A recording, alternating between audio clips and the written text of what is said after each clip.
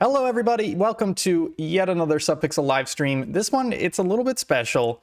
We haven't done this since, I believe, July of last year based on my notes.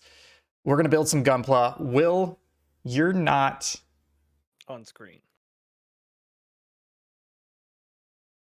That's very weird. There we are. I want to be on screen. Are you excited? Please. I'm very excited. I haven't built Gundam in a while, and I've been doing real boy models, so I'm excited to do this. Let's kick it over to the Gunpla screen. Hi Baron, thanks for watching. You've got it all set up. I'm gonna flip yours. I'm gonna flip your thing. You know, we read our minds read like to each other, because I was gonna suggest that. I can also zoom it out a little bit. I mean, you could flip it. Oh no, it's your webcam, so you probably not. Anyways, we're fine. So what are... Give me a second here, folks. Give me a second. What are you building? I am building YMS-15 Gaian Principality of Xeon prototype close combat mobile suit. I bought it because he's got a sword and a shield and looks like a knight. Yeah. I was trying to look up, I think he's from Gundam Wing. That's why I haven't seen him yet. I haven't watched Gundam Wing.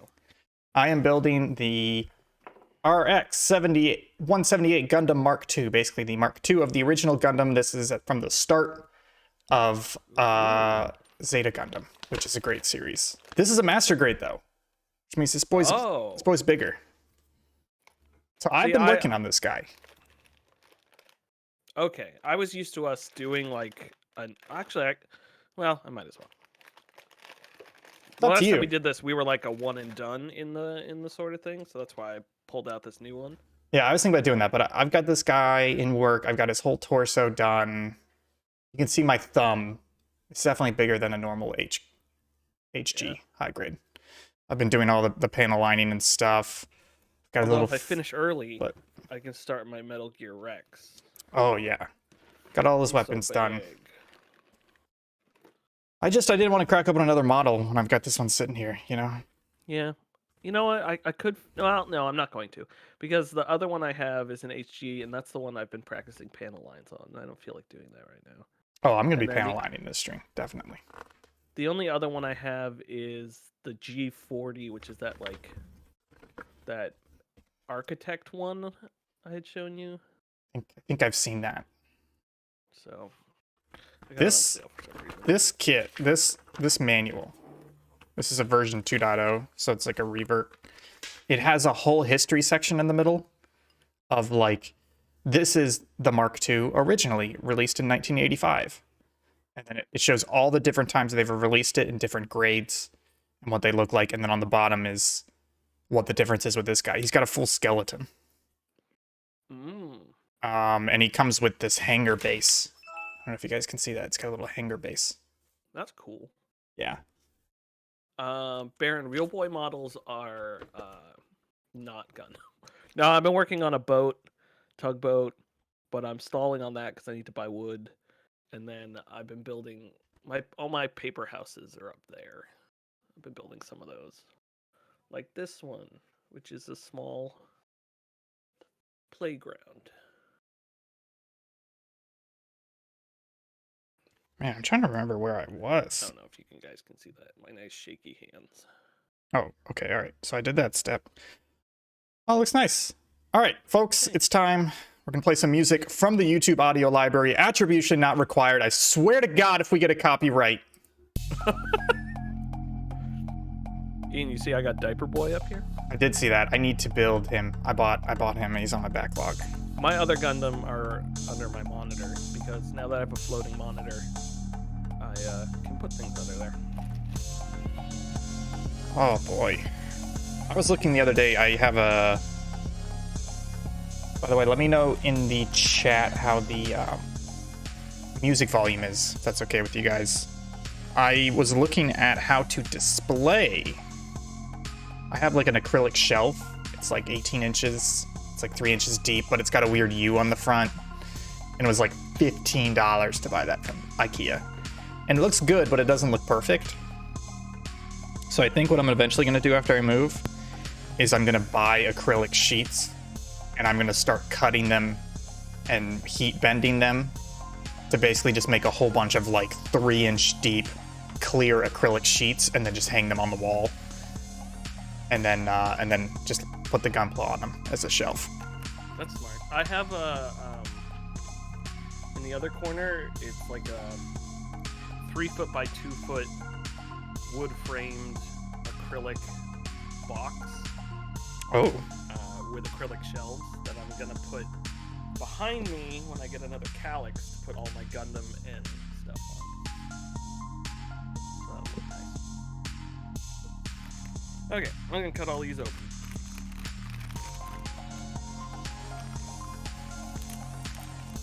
G32. Oh, how's it been, baby boy?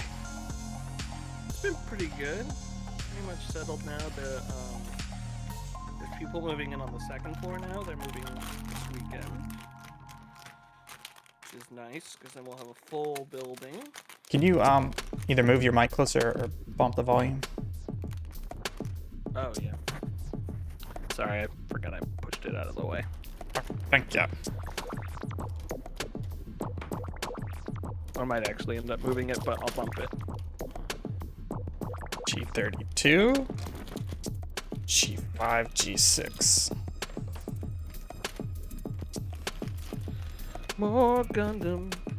Oh, did I drop something? I'm ready for this model to be done, not because I don't enjoy building it, but just because I can't wait to have my first master grade. Got it, Baron.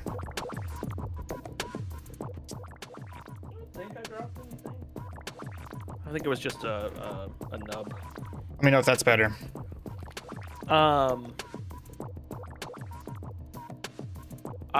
Yeah, it's the same thing with that tugboat. Is I really want, or towboat. I really want to finish it because I really want to start working on the Terror. Oh yeah. Hey, Because I think I'm ready. remember how I was talking about my god hands? Yeah. How they cut really nice? I don't recommend you buy them for the $50 or $60 I paid for them. You know why? Why? They break? They broke. Very, very easy. The first time, there was a chip out of it. I picked them up and I looked at them and they had a chip out of it. And this is after I had done like 30 cuts on them. And I was like, what? Like, I'm not even doing heavy cuts on them. And then I kept using them and the whole, like, and one of the tips completely broke off. Wow. So it's like, they cut very good, but for $60, they cannot be that fragile. Yeah, these have been the ones I've used forever, which are the Citadel ones. They came with a Warhammer thing. Yeah. And those are pretty great. These ones came in a recent kit. And Yeah, these are I have pretty one good. of those. And then I have another pair similar to these. I literally discovered yesterday is in my soldering iron kit. Has one, a pair of them. I think I have 6 pairs of nippers. Because they came with some 3D printing stuff, came with a kit of tools, and then I've been buying. The God Hands are the best, except they break. Vulcans are pretty good, but they're not quite as clean, and these Tamiyas are about the same as the Vulcan. So it sucks because the God Hands by far are the cleanest cut. But they Is just... my volume still good? No. How about now? I think we're getting too much room, Tom. Okay. Why don't you just leave it near your face? Because then I can't see. Well, just put it like it's below my Adam's apple. Yeah, there you go. I don't like your Adam's apple. And then you got to point it towards your face. Twisted. I know. You should do it like that for the podcast too, because I notice it covers your mouth a little bit for the podcast. Yeah, but I don't like doing that. Yeah, I switched like a year ago to having it lower down and angled towards my mouth, and it feels better. Because some of the shots, you can't even really see it. Yeah. I was thinking about doing, mounting the GoPro to my chest. That would have been a nightmare. Yeah, but I like doing that to myself. Why in this instruction booklet is the first page, not the first page. Oh yeah, I know what you mean. I think it's because they want to print color on certain pages, so you have to outline it. Yeah, I was just about to say that.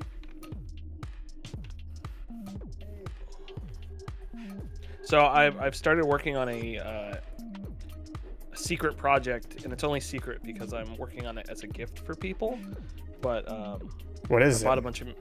I can't tell you. You want to Discord send it to me and I'll do a Yeah. reaction? I'll just say it out loud on accident. I'm kidding. Yeah. How's it going, Baron? How's your Saturday going?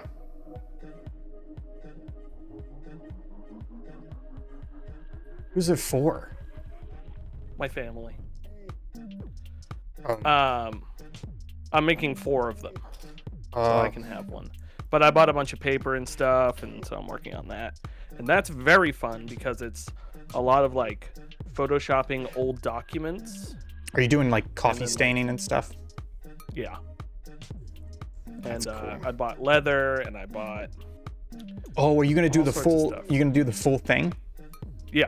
With Man, inserts. let me know how that goes because I watched a YouTube video the other day. It was like 25 minutes of this guy doing that, and I was like, I don't use journals, but I really want to do that. You know? If you want one, I can make a 5th. No, you don't need to. That's one of those things where I absolutely would not use it, but I absolutely want to make one. You know? Yeah, that's too because like I've done iterations of it, and I love journals, and I actually own a journal, a blank version of it that I bought off someone years ago. Yeah. So now I'm like, someone has PDF of the pages because not all the pages are exactly the same. So I've been printing that out and learning stuff, and it's very exciting.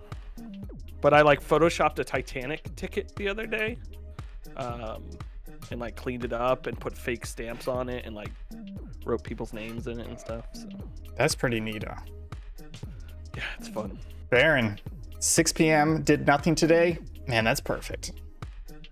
That is perfect. I didn't realize till too late that I'm actually gonna have a very busy weekend because basically today is Gunpla, tomorrow is the Formula One race, plus I gotta film and edit for Monday and a short, and then Monday is the stream all day. Oh yeah, I'm excited for that. Yeah, that should be fun. I tested everything except for the piece, like the games that just run native. So Yeah. which I think should be fine. And then I found a lot of crap as well. Ooh. That is just I was going through my own ROM sets, and there were just more games that said Star Wars, and I was like, just gonna take these two. Yeah, I think the only rule is that I think we should play them in chronological order, in release order. Yeah. I think that's the only thing. Okay, I'm gonna put these on. So Baron, I'm gonna head up to Will's studio on Monday, and we're gonna stream from like noon Eastern till probably like 5 or 6 o'clock p.m. Eastern. We're just gonna stream a bunch of Star Wars games because the next day is, you know, when fanboys cream themselves over Star Wars for May the 4th. But we're doing it a day early, so we're calling it our May the 3rd stream. I love that so much. See, I wasn't mad at May the 4th until people started doing like LV426 Day and Mario Day and all that sort of. It's like brands just like hopped on it. They're like, what a number spell. What do you think? What do you think? What do you think Disney was doing with May 4th? No, I know, but I don't think Disney jumped on. Disney didn't come up with it. And so the first time I heard about it was, I want to say 2010, 2011. Is that before Disney bought? And Yes. And I heard about it because this weird roommate in the dorm came up and was just like, hey, May the 4th be with you. And we're like, what? And he goes, it's May 4th. It's Star Wars Day. And we're like, what? Because that's how so it originated. It was stupid. just a joke. Because it sounds like obviously May the Force be with you. Yeah. Yeah. Disney co-opted it for sure. And now, or at least last year, was it the year before, they had like a big Star Wars summit on May the 4th? Must have been 2019.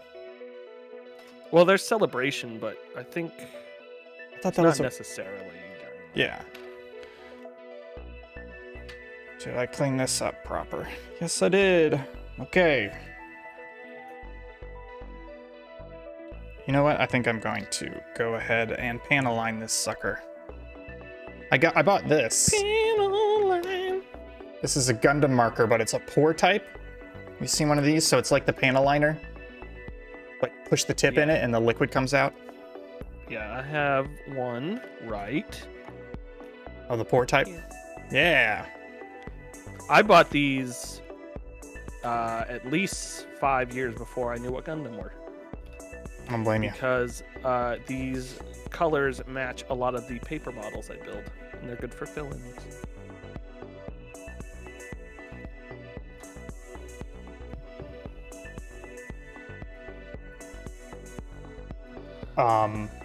They also, this marker comes in handy because I didn't realize this until I started having issues, but this panel liner in the bottle, you have to be careful because if you put it on plastic that then is like snapped in a high stress, it will start to crack the plastic. Like it does make the plastic slightly brittle. So I had to glue some pieces together because of that. I forget which modeling glue it is, but there's that model glue that melts the plastic. Yeah, that's the Tamiya stuff. I've never especially loved that as much. I love that for gluing because it just makes it so good. Yeah. Okay, now I can actually start. I like the concept of these runner holders. I don't enjoy using them yet. You just gotta, I think you gotta have enough desk space to have them off to the side, stood up. Yeah. Oh, here's the other problem. You need to do this. You ready? Oh, snip those pieces. No, do this. What is that? That's the number. Oh. So I have them standing up and I just look at it and I can quickly see A, B, C, D, E, F, G. Oh. Well, see, I was blessed with the ability to read. No, but then you gotta like look at the runner, pick it up, be like, is this the right one? Is this the right one? But this way I can see immediately. There's a big label on it now. Yes. I feel like that's half of it. The other half of it is the runner. I think it's because you have a lot, and mine are all facing up. Yeah, that's Not really true. an issue for me. But I would definitely do that if I had more. I'm just burning you. I will do a little bit of sanding. I made these sanding sticks, and they're great. I've just kind of stopped sanding. Like the God Hand gets it close enough, and then I use a fingernail and the X-Acto blade to kind of like get it good, and then I just don't sand. Like 90% of the time, the sanding adds more marks than it removes. So yeah, the just problem not with worth the sanding effort. is hitting spots that don't need to be sanded. Yeah, I realized that 90% of the reason why 90% of my disenjoyment with building Gunpla was all the sanding, and so I just get it close now, and then I'm like, good enough. All right, so there we go. So there's the rough panel line. But I gotta wait for it to dry, and then I'll come back with an eraser and clean it all up. Nice. But I can go ahead and cut out an upcoming piece.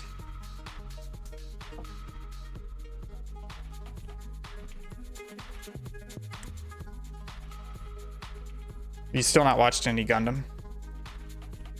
I have still not watched any Gundam. Trying to remember, I think 79 is now, it's either up for free on Crunchyroll or YouTube. I can't remember which one.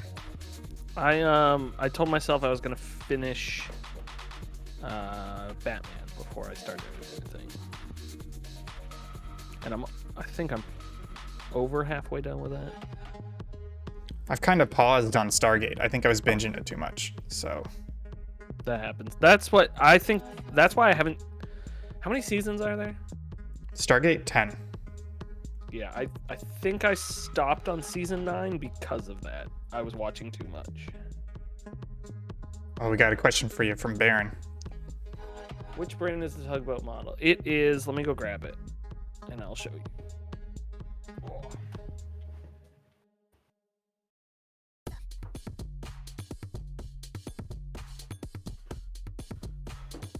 go home.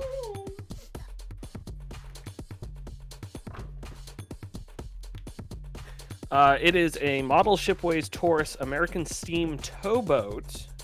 Oh, that's nice. As you can see here, so they give you the hull pretty much machined out, and then you have to do everything else. So I put these railings on, I put all these side pieces on, I cut those holes that are okay, decking. These were the hardest because you have to bend the wood. That decking, is that a single piece? Yeah. Thank goodness. You can do manual decking. So, and then there's this piece. This is the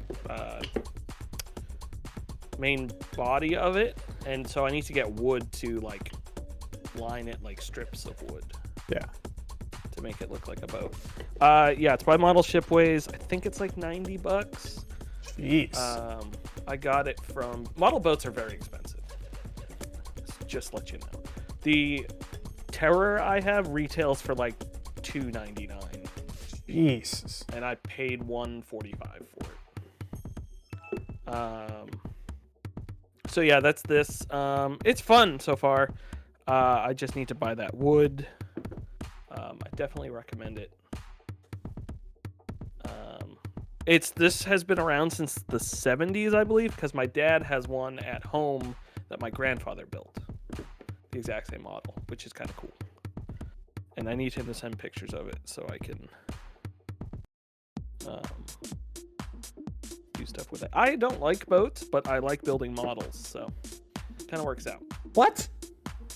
I know, weird, right? No, I don't believe you that you don't like boats, because you never stop talking about how you know boats and you know boat terminology. And then when we went to Iceland, you were like, I love boats. Look at all these boats. Look at that Coast Guard boat. I like looking at boats. I don't like being on boats or doing things. That still counts as liking boats, though. No, yeah, I guess. I just don't like being on boats. Yeah. You just like you just like part of boats. You don't like all of boats. I like the industrial design of boats. Yeah, that's fair. So yeah, I'm really looking forward to the Terror one. I found a guy who's doing a build log, and he basically built most of the hull and everything, but then has been researching the boat more. So when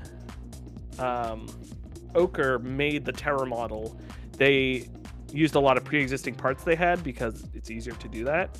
So this guy is like researching the boat a little bit more since they've recently found both of them underneath the ice, and like adding parts, like making it more realistic and adding newer parts.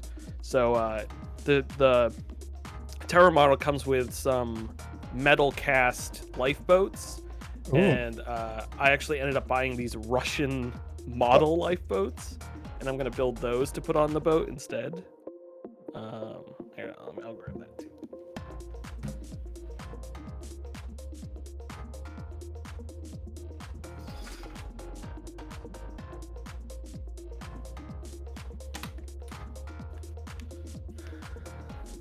These boats are extremely Russian because they're all in Russian.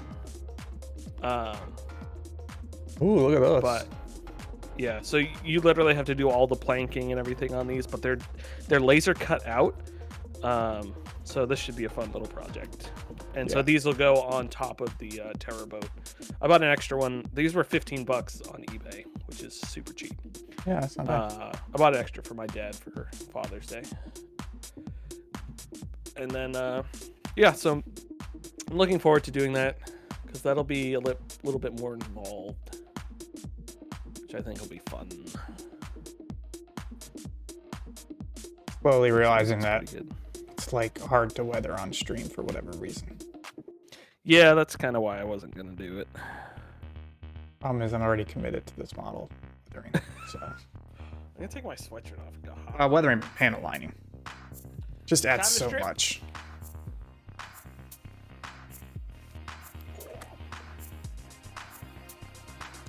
Dang it, my camera keeps slipping. Oh, you thought I was only wearing one piece of Giant Bomb merch. I'm wearing two.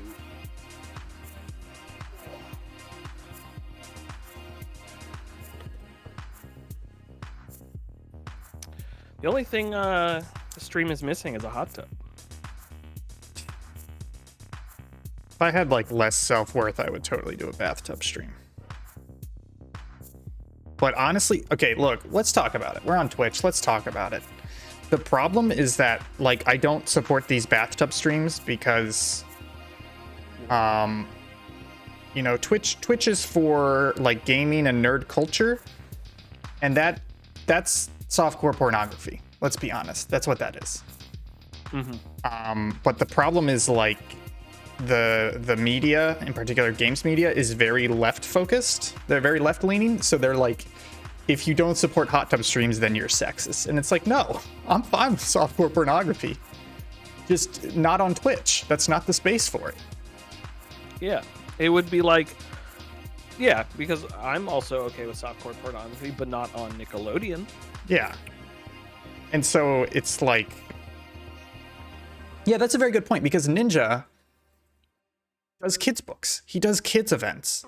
Twitch is not just for adults. Oh, no. And so the problem is if I do an ironic bathtub stream, then people are going to be like, oh, you're sexist. It's like, no, I'm protesting against softcore pornography on Twitch.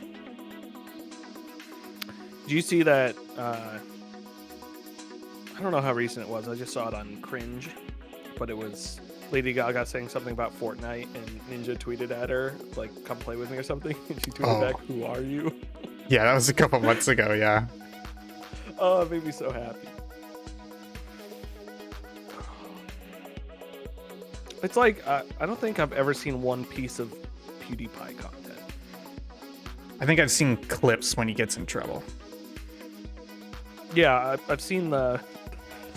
What was his whole thing? Was it Fiverr to say the N-word or something? No, he said the N-word while he was playing PUBG.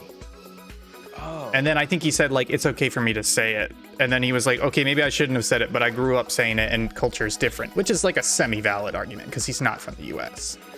Yeah. But it's still a half-assed defense. Yeah. It's like that guy who said the Jewish slur, the basketball player. It's like, yeah, I didn't know what that word was. It's like, then why would you say it in an angry way when you're mad about something? Like, clearly that's not the truth. I just realized this is part of the skeleton, this piece, so my weathering isn't great, but you know what? It doesn't matter, because it's going to be hidden by the body panels anyways. Oh yeah, that looks terrible. It's not bad, it's just not great. I can barely see it, the resolution on Ninja. I know. We were talking about this, so the problem is I have my GoPro, it's like 2.5 feet, but the thing is the GoPro is so focused on wide angle that in order to get a shot of just this at a decent resolution, you bump the resolution down, but it says it's running at 1080. It's not, it doesn't feel like 1080. So, what is this song? I don't know, it's creepy though. It's called Carrots by Josh Pan. Good for him.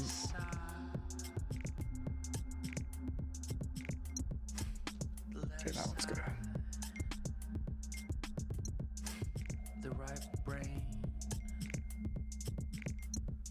Drives me insane. I kind of wanna let it play out, Baron. I wanna see how weird it gets.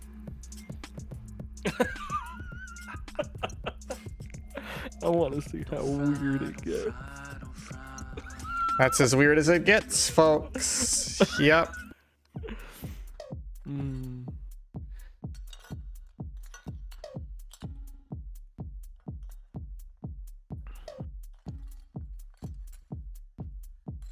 Oh, I finished Rain on Your Parade. Oh, how much longer is it after the office level? I think Office is like 40% the way through. Yeah, that's what it felt like. There's a lot more to that game, and it's, in my opinion, very good. Maybe I should go back and play it. Because I enjoyed the weirdness that it was doing, but it wasn't grabbing me quite enough with the weirdness, so maybe I should go back and keep playing it.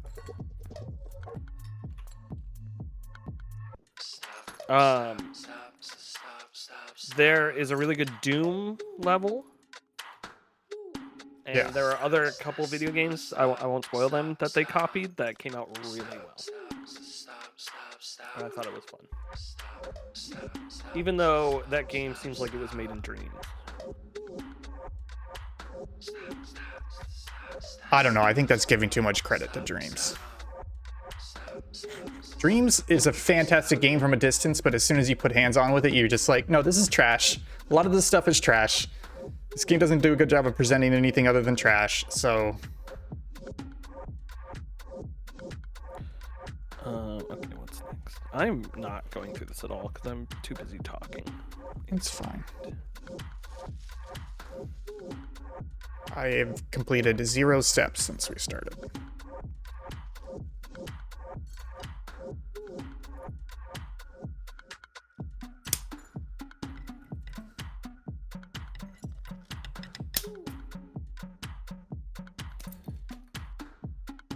I still need to watch the Terror TV show. It's on my list.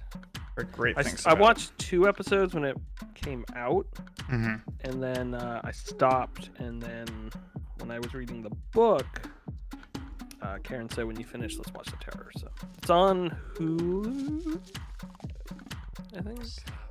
You watching anything right now? Other than Batman? Batman. We're watching through Modern Family when we're Yeah. doing, like, hanging out and stuff. Do you like Modern Family? Yeah. I just feel like I tried watching it for a bit and it has some funniness in it, but man, it just feels like it is just 100% a ripoff of The Office. I guess. Not really. I mean, it's the exact same. We got to remember, it came out like 2-3 years after The Office. It's the exact same format. Remember, because Yeah. like The Office was the first one that did that format. But I want to say they address it way less than The Office does. But also, I see it in that sense. But those first couple seasons are real funny.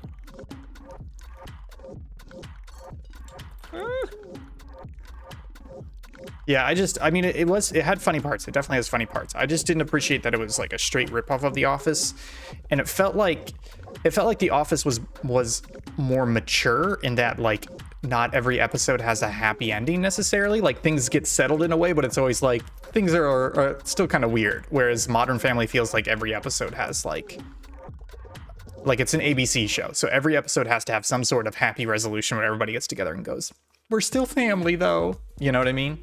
Yeah. And that rubbed me the wrong way.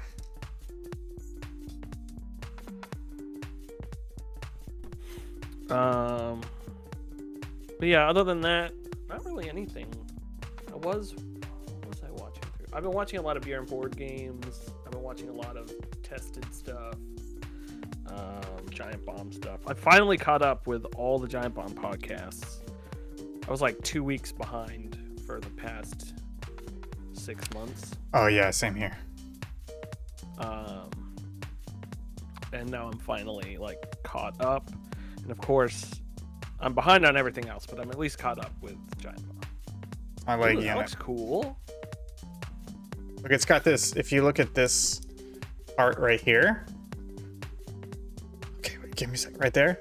It's like the kneecap, and it's set up so that it bends slightly with it, but not fully. It's crazy.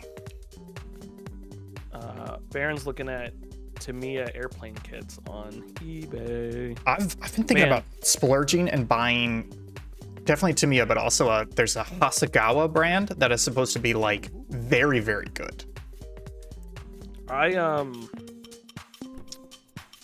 I like those, but I have built and have a couple balsa airplane kits with like rubber band powered engines and stuff, and those are super fun because you literally lay out the blueprints and you pin the wood onto the blueprints and like glue it and everything. Yeah, I do want to do one of those at some point. It's so much fun. Forget who the brand for that is. It starts with a G. It's like Yellow or something. They're very good. YOLO. Yeah, it's YOLO. See, Yellow.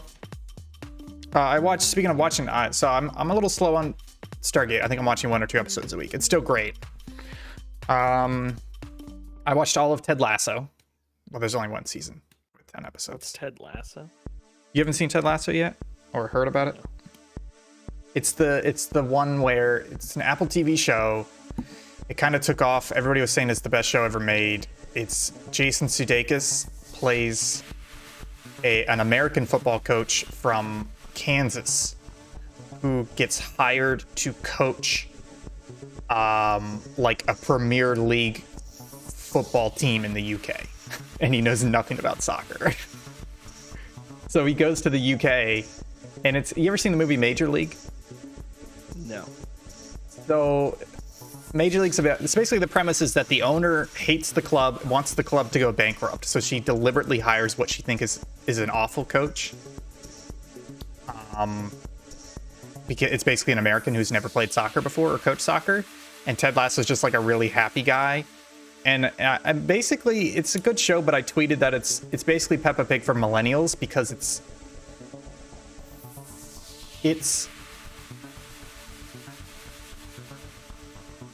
just such a stupid happy show, because the show's just like, hey, everything's gonna be okay. Like for like the entirety of the season, Ted Lasso's like, it doesn't matter whether we win or lose, it's just about whether we get better at being ourselves. And it's just like, okay, all right. Like the show is like saccharine sweet, but it's weird because it also has like profanity and like minor sexual content in it. So it's like for adults, but also like 100% horribly optimistic. You know what I mean? Yeah. So it's just like, there's not a lot of depth to it other than like inspirational quotes. Let me look up that. Yeah, I can see that. I'll be right back. I gotta go check something for Karen. Oh, here we go. I think I found it. Baron. Here we go. I found it. It is Hasagawa.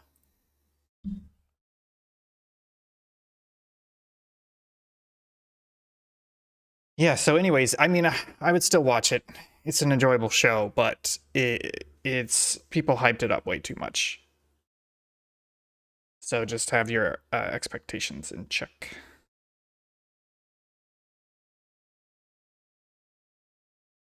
What's going on here? This goes like this. Oh. Yeah, so I've heard Hasagawa does like incredibly good detailed kits, and that's why they're a little bit more expensive. And then right below it is Tamiya. I think Hasagawa mostly model aircraft, and then Tamiya does like cars, tanks, and some planes as well. So I've heard if you're looking at planes, Hasagawa is the best. If you're looking at tanks, it's about Tamiya. Use my marker for this. Paint a line this piece. Oh, okay, I'm back.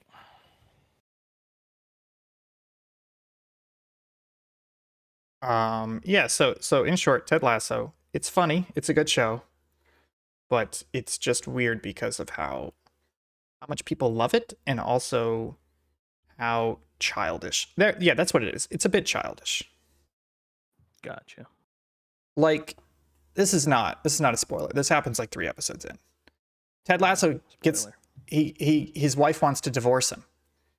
And it's like this moment where you're like, this guy that is endlessly optimistic, like this is going to throw him off the edge, right? He's just going to become like an asshole, right? Like this is a great challenging moment for this character.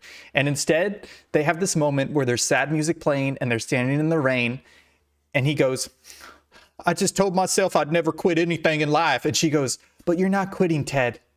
You're letting me go. And he goes, you're right. And it's like, that's it. That's all. And it's like, that's the single challenging moment for this character in the entirety of the show. And he just handles it with like a smile and optimism. And it's like, come on, you know? So long story short, funny show, worth watching, but don't get hyped up about it. Gotcha. It's also on Apple TV, which screw that. So. Yeah, I have it until July, I think. Oh, I don't know why. Products. I think it came with my phone. Yeah, my parents have it because they bought an iPad, so it's probably the same. I don't have it. It's one of those things like Half-Life Alex. I don't know why I have it, but I do. Oh, isn't also, it I have because Star you Wars Episode 1 because you had a Racer. Vive? Didn't we figure that out? No, Pretty sure because I had a. it was Oh, it was maybe free to you're right. Vive owners, and they don't know that you don't have it anymore. So Oh, that's true. Um, sorry, what the were you other saying? thing I found while going through my stuff is Oh, I'm an idiot. these Star Trek Enterprise blueprints It's that I believe were my dad's. I don't know if I just took them or he gave them to me or was like, you can just take these. get them But they are framed. literal Get them framed, man. like Those look general plans for the, and I wonder how accurate they are, because I wonder if you could just build a model Oh yeah, you totally could.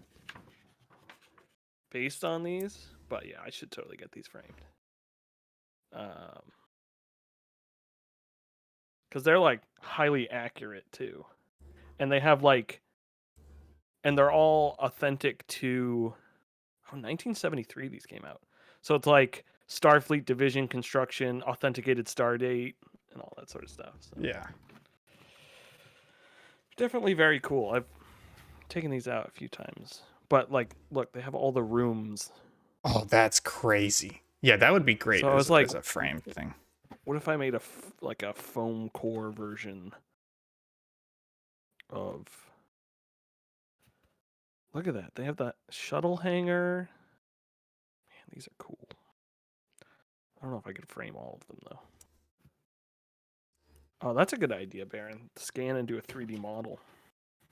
Oh yeah, that would be easy because you would just have the image and then you just trace over it, or even find a program. Maybe there's a program that does it more easily, automated. Oh, I should have Zach do a CNC. There's so many joints in this thing. Anyways, I found those the other day. I was very excited. It's crazy. What happened to the music? Yeah, I was gonna ask what happened to music. I think it's because I was off the tab. Joints, blaze it. I'm happy. So it seems like the people moving in below me are a couple with two. Don't be racist.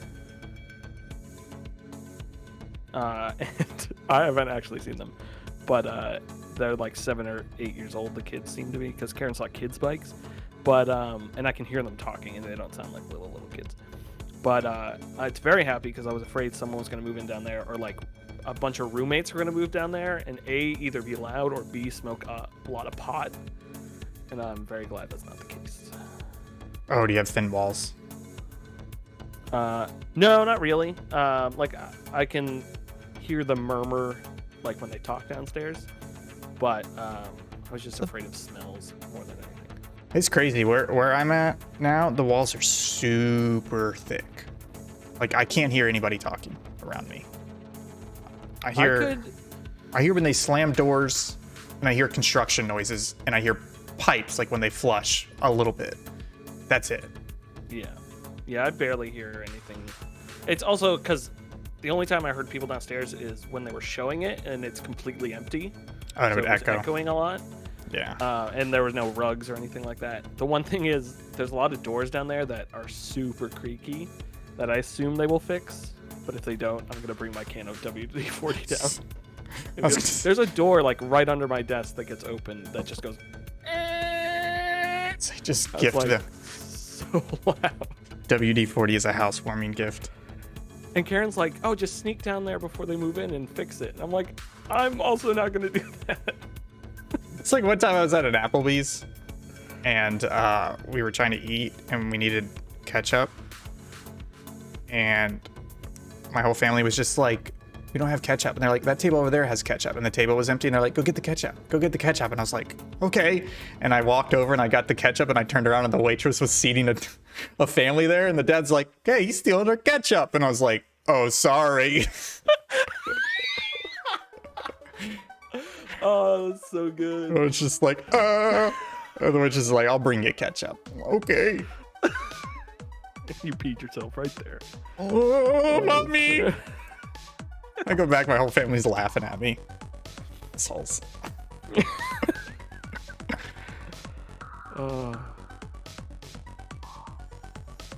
The way I've set up these Gundam under my monitor, I realize they're all looking at me threateningly. Like one of them has their mace gun out. So I only have to go on camera for work maybe like once a month. But I have it like all my models set up behind me, and I put the box fronts for all the Gunpla on the wall. So I just have this like giant nerd display behind me. And I was at a meeting the other day, and it was with like my boss's boss, and there's like 100 people in the meeting. And he goes, "Hey, can we get everybody on camera?" And I'm like, "Okay." And I go on camera.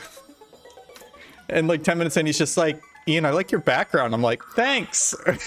Just all those Gunpla models and a PS5 box and an A10 model and all this stuff. It's like, hey, whatever, man. I think I might start putting my camera over here because I like this shot of the Empire poster. Yeah. So honestly, the only problem is for when we crop or when the overlays are not 16 by 9, Yeah. it's hard for you to center because you're going to naturally lean back and forth, which is left to right in the frame. That's why, like, I'm not a fan of the head-on shot, but it's great for works. multi-person,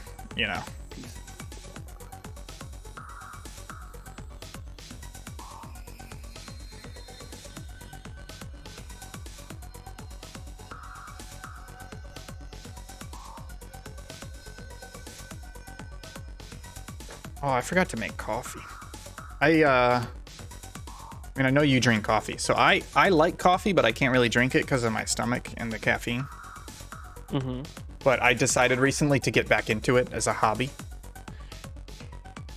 That's the way to do it. I bought an AeroPress. Do you know about those? I think so. It's Which like one? it's like two plastic nested cylinders, and you like put the coffee in one cylinder, a filter, and water, and then you like literally press like a piston. Like a French press? No, Similarly? because the French press, you let it sit. It's like a slow extraction, like 3 to 4 minutes, and then even though there's a plunger in a French press, it's just to separate the grounds when you pour. Gotcha. Oh, you're forcing coffee through. Yeah. Basically, the whole contraption So sits like on an top of the. espresso almost. Yeah, like it sits on top of a mug, and then you press it through. Oh, this is OP's intro song? I didn't know about that. Oh, we're gonna have to pay him royalties. So, I need anyways, to book him on the podcast. it does a good job, and it's you can do espressos with it. Like I've been doing some espressos, and they're not as good as an espresso machine because you need more force, but it's definitely the closest I've gotten to an espresso at home. But even just normal coffee is great. And then there's like so many variables with it, like how much coffee you put in, how much water you put in, how slowly or fast you pour the water, how long you let it sit in the water, and then like how quickly you press it down. And then there's like a whole technique to do it upside down and then flip it at the end, or just do it right side up the whole time. Nice. I should get that for Karen. Yeah, because you guys have an espresso, right? Yeah. Which is not bad. Yeah, it's not bad. It's better than a Keurig. Yes. Keurigs are awful. And it's good in a pinch. Yes. But I want to get different pods for it because the coffee she drinks I don't like as much. But yeah, the AeroPress is only $30, and it's really not that complicated or long. Like once you've got the water boiling, it's basically 90 seconds until you have coffee. Then the other thing we did was she tried it, but she doesn't like coffee. She likes lattes. So then I spent $30 on an automatic coffee frother and warmer, and it works really well. So we've been making lattes like recently, and they turn out really good. The Nespresso has one of those built in. It's great. Oh yeah, my brother-in-law has the Keurig that has that built in, but it's not quite as good. Like it just didn't work that well. And my parents had the hand wand, which is basically just like a tiny whisk wand, and it works, but you got to fiddle with it. But this is just like a little tiny, like just like an electric kettle. Like you put it on the base, you pour some milk in it, press the button, walk away. 90 seconds later, it's like hot, super frothy milk. That's what this one is, and it has like it's like hot plate stirrers. So you just put the plastic rubber magnet in. Oh yeah. And it spins it. So there's no like mechanical cleanup really. Yeah, that's very similar. Which is great. So long story short, I've been getting into coffee, but the problem is it still affects me, so I can really only have like 1 cup every 3 days. But it's so good. I finally got back into cold brew because I don't like hot coffee as much. If I'm gonna have a hot drink, it's usually hot chocolate or tea. Yeah. Although when I make hot chocolate, I'll usually put the short espresso in it. Baron, I gotta take a look at this picture. Egg? Oh my god, those are so gorgeous. They're chibi aircraft. They're incredible. Oh, those Eggplant. are so cute. That's the only chibi I support. Yeah, me too. But I do cold brew, so I have like I forget what it's called. It's like a rain machine or something. But anyways, you put the coffee in, you pour the water over it, and it rains onto it. And then I let that sit for a bit, and then right before I go to bed, because I usually make it overnight, I mix it all together. So the coffee and the water all mix together. And then in the morning, you just push down the little lever, and it drains into a mason jar through a filter. Oh yeah, that's easier. Because I was doing it like the full DIY version with like coffee filters and mason jars and stuff. And I did it for a couple weeks, and it tasted great, but it was too strong for me. Yeah. So I make concentrate. That's coffee cold brew concentrate. Before, what I was doing is those cold brew ones where you put it in the little filter chamber and then dunk it into a pitcher.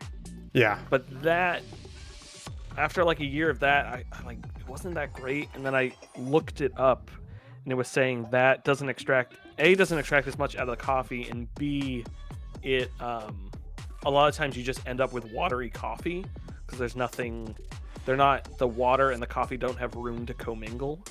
Yeah. So that's why I switched to this other thing. Okay, B115.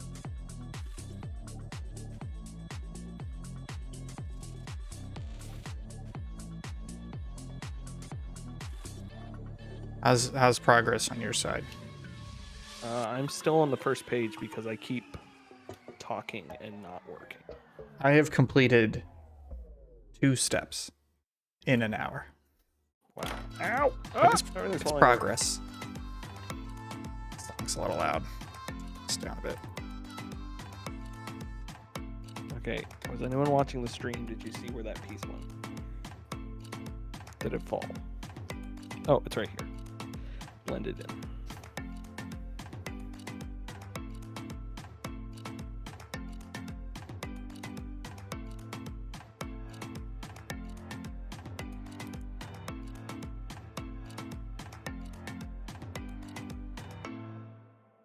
Guy's got a cool jetpack. Oh, hey, you still have that broken 3D printer, right? Yeah. Can I have that? Yeah, if you want it. I think, oh, that is cool. I think I'm just going to scrap it for parts for all the motors and stuff inside it. I have 2 sets of motors for it, too. Oh, yeah. I've been doing Arduino projects, and I have one almost completed. And it's just nice being able to like 3D print custom holders and stuff, and then doing all the wiring and everything. I think at some point I'm gonna buy that 3D printer we were talking about, because I have a couple projects that would be great to be able to just 3D print something for. Yeah, especially if I start working on the like the terror stuff. I'm like, oh, I need a screen. I need an accurate wheel. Let me just 3D print one. Oh yeah, but the problem is, remember, the fine details are not going to be great. Yeah, but I figured enough that I can sand and fill.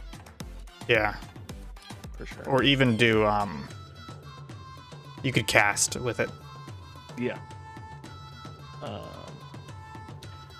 Yeah, they're finicky, but they're pretty good. I've been thinking about doing that.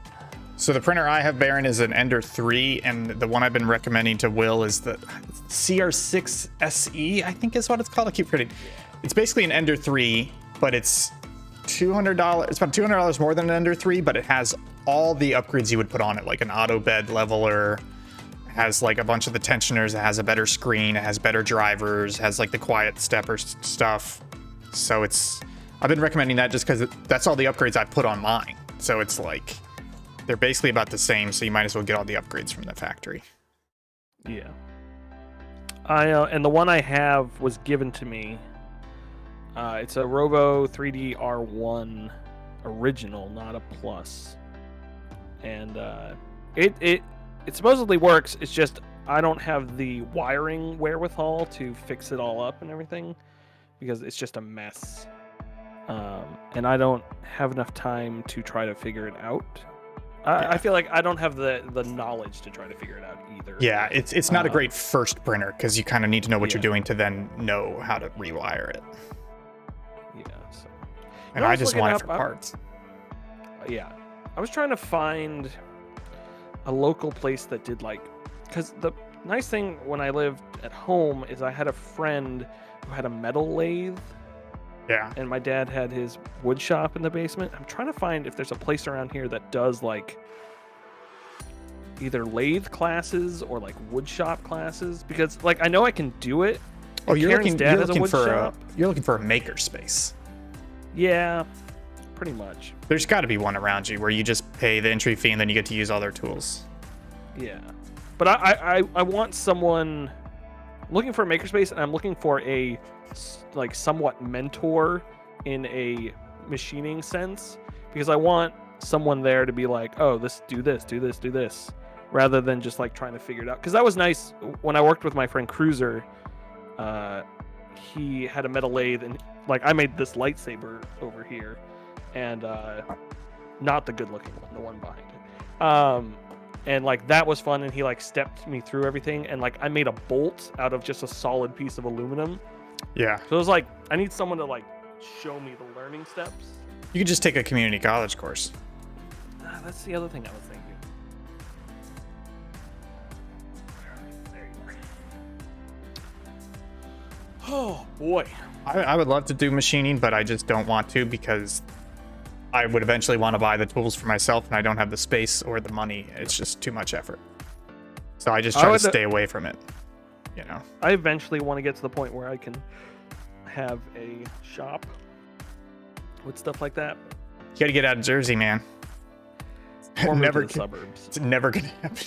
Yeah, if you move out where Kyle is, you could do it, but nowhere near the city. Or a place with a garage. I didn't realize that Vinny Caravella lives near where Gundam Planet used to be. Did you know that? I have wondered where, because I know he's close enough to get into the city. There was some episode recently where he said it wasn't Park Heights.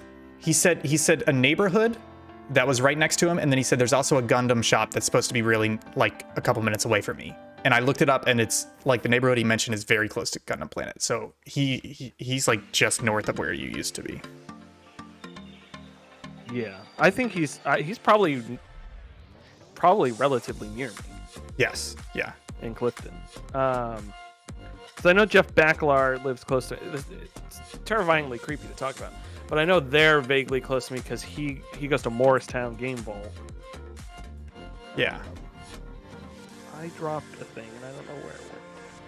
It was a sticker. Is the worst part, and it was. Well, my point just being, it'll probably be hard to find space until you start getting further away from the city. Yeah. Or have enough money to pay for a workspace. Just come down to Florida. Although at least in Jacksonville, the prices are going up and up, but should still be able to get a good house cheap. I think prices are even going up in North Carolina, so the number of cool places with very cheap housing prices is rapidly declining. Although North Carolina's not cool. I don't know why this was telling me to use one or the other. So this Master Grade kit comes with the those types of decals that are like rub on. And like the water soluble ones. no, those are water slides. These are like you put it on there, kind of like tracing paper, and then you just rub it a lot, and it comes off. Oh, Friction press almost. I'm a little anxious though, because this kit looks great, and I don't want to screw it up by doing a decal wrong. yeah. I've gotten really good at That's the a water nice slides. thing about doing this tugboat model is I know anything I mess up is either wood filler or sand it, because Yeah. everything will be painted. And it'll work out.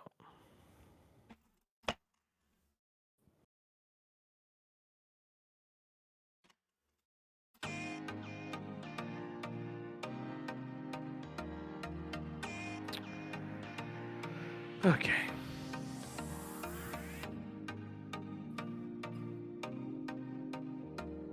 Eat some more dried mango.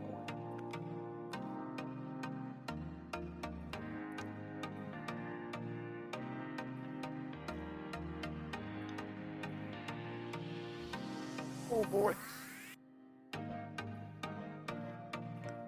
I have no idea where the other sticker is, but I think I only needed one of them. Hopefully.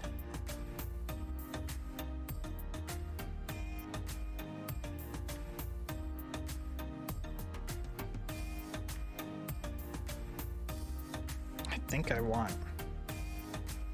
Got these little pistons, and I think I need to paint them before I put them in. Oh, I'll just marker them.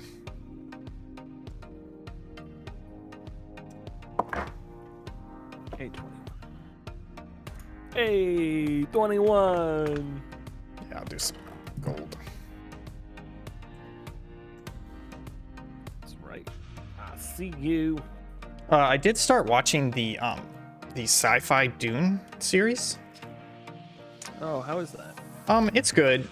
I mean, it's definitely suffering from. I'm very worried about this Dune movie because that series I've talked about before is going to be very hard to adapt from book to screen, and like the TV show does, it's pretty faithful to the book. So it has like the Gom Jabbar, it has the Bene Gesserit. I think in this TV series they call it Gesserit, Bene Gesserit. It has like that whole intro scene. You kind of know what I'm talking about, where Paul's like, Yeah, Oh, I me, never who would I? pronounce that word outside Yeah. of my head. like it's faithful to the book, but when you're watching it, it's like 10-15 minutes into the show / movie, and you're just like, I have no idea what's going on. I barely know these characters. This is just a very weird thing happening, you know? I mean, that's the way it is in the book too. Is that what you're saying? Yeah, but I think you eventually like kind of understand it. It's just like, I mean, I was confused as someone who read it last year. yeah, that's true. And I remember being confused as well. And so it's also kind of a problem with the book, where the book immerses you in it long enough that by the time you get to the end, you know what's going on and you kind of understand the significance of what happened at the beginning. And I don't think with a movie or even with a TV series, they have that luxury of a long enough time to immerse you in it, you know? Yeah. And so watching this TV series, which does a pretty good job, it still has that same issue. And I think part of the problem is that when you're adapting the book, you feel like there are these key scenes that you have to put in that are from the book. And in reality, I think you can't do those scenes as they are in the book. I think you've got to drastically change some things to make it more understandable to an audience. And so part of the problem becomes like, okay, do you have the balls to do that? You know? This man's cool head. That is pretty neato. I like this guy. Into him. So long story short, I'm worried because even with a great adaptation like what I'm currently watching, it's still very difficult to get rolling and get into. Yeah. I think I'm more looking forward to seeing that movie than liking that movie. If that makes sense. I don't know. I just think that's not Deacon, is it? I don't think so. But Villeneuve makes great looking movies. He does, but from what I've seen of the trailers, I'm not. I don't know if that's going to be a great looking movie, so I'm worried. Daddy's worried. Just trying to paint these little pistons gold.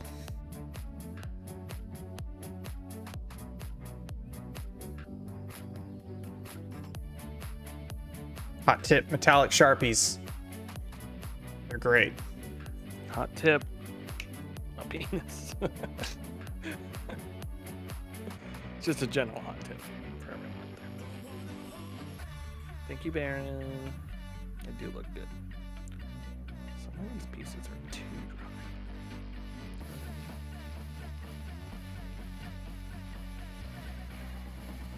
dry. Okay, time to build an arm, everybody. I'm excited. I know you are.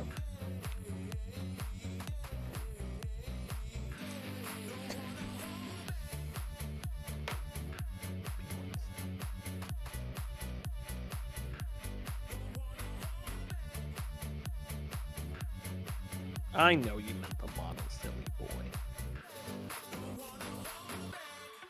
B17. There we go. I made little gold pistons. Wow. Good. That on that, and then this goes onto. Did you piston your pants? I feel like we've used this song before, or I have. Yes, it is one of the timer songs. Gotcha.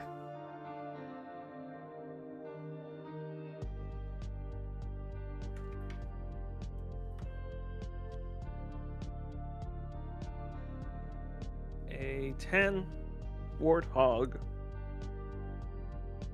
How many A10s do I need? Just one. I saw a Photoshop the other day of Tony Soprano sitting in a Halo Warthog. So funny. You should watch Sopranos next.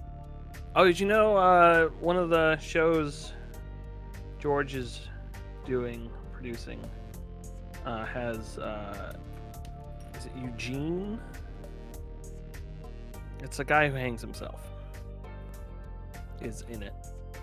Oh, I like that guy. Yeah. I was going to work on it, but he wasn't going to pay me, and it was a 12-hour day. And it's not the actual show. They were shooting a promo for it, but he's in it. It's about, like, Jersey guys being funny. A11. But I do have a Sopranos gift for you, but I haven't received it yet, so I have to. That's exciting. Yeah. I didn't sound very enthusiastic, but it is actually exciting. You'll like it because it's right up your alley. Really, you should watch that show. It's real good. No, I'm good. I don't like crap. I feel like I have to pay you back because I finally watched Dark because of you. And so this is my payback by telling you, like, hey, Sopranos actually good. Definitely worth the watch.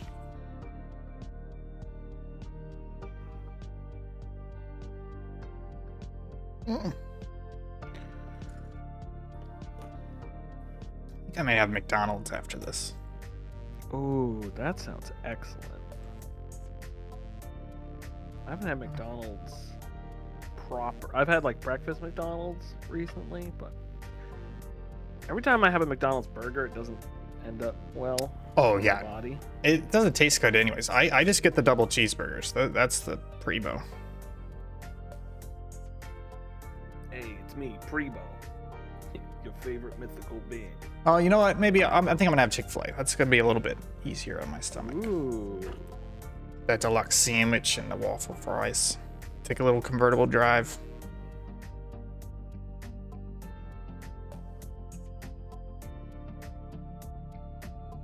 Oh, speaking of makerspaces, what I really need to find, but they don't really have them in Baltimore, is a place that lets you rent out a car bay / car lift. Like you pay $50 an hour and you get to use the car lift, and they provide some tools. Because I actually do need to do some work on my car, but they just don't have those in Baltimore. Yeah, it's called cinder blocks on the side of the road. I know. Well, I need to lift it like higher than you can with a jack to do my suspension work. So I can't even like, even if I buy a floor jack, I can't lift it high enough. Well, I'd have to like do a whole bunch of wood stuff. It's too much for a parking lot. Yeah.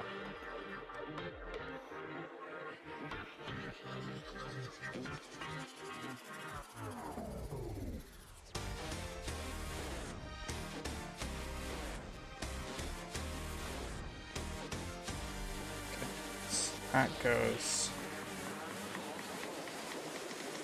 Nope.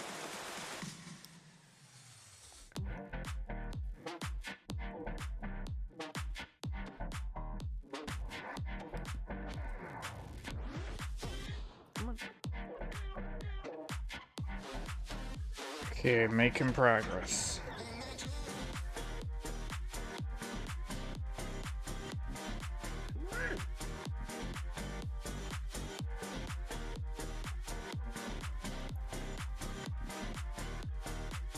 Pull together.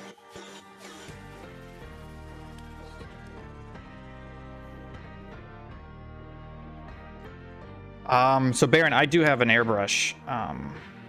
My other models, non-Gunpla that require painting, I use the airbrush on them. But I've been on a Gunpla kick lately. But I've done probably 4 or 5 models now with the airbrush. It's pretty cool. At some point, I do need to paint a Gunpla. I was thinking about taking one of my cheaper kits and just making like a Subpixel themed Gunpla with a red, green, blue, black color scheme. Oh, that's smart. All right, there we go. I finished step number 3. Got little pistons, so let me straighten them out. Pistons down there. Side vent. No, it doesn't look like much. That's a leg skeleton. Turning the page. Is this piece wrong?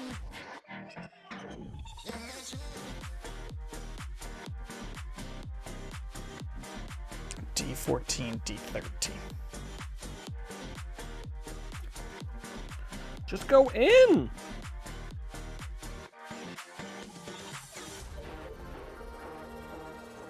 Oh my god, I'm happy Maggie's at home so I can complain about her for a couple minutes here.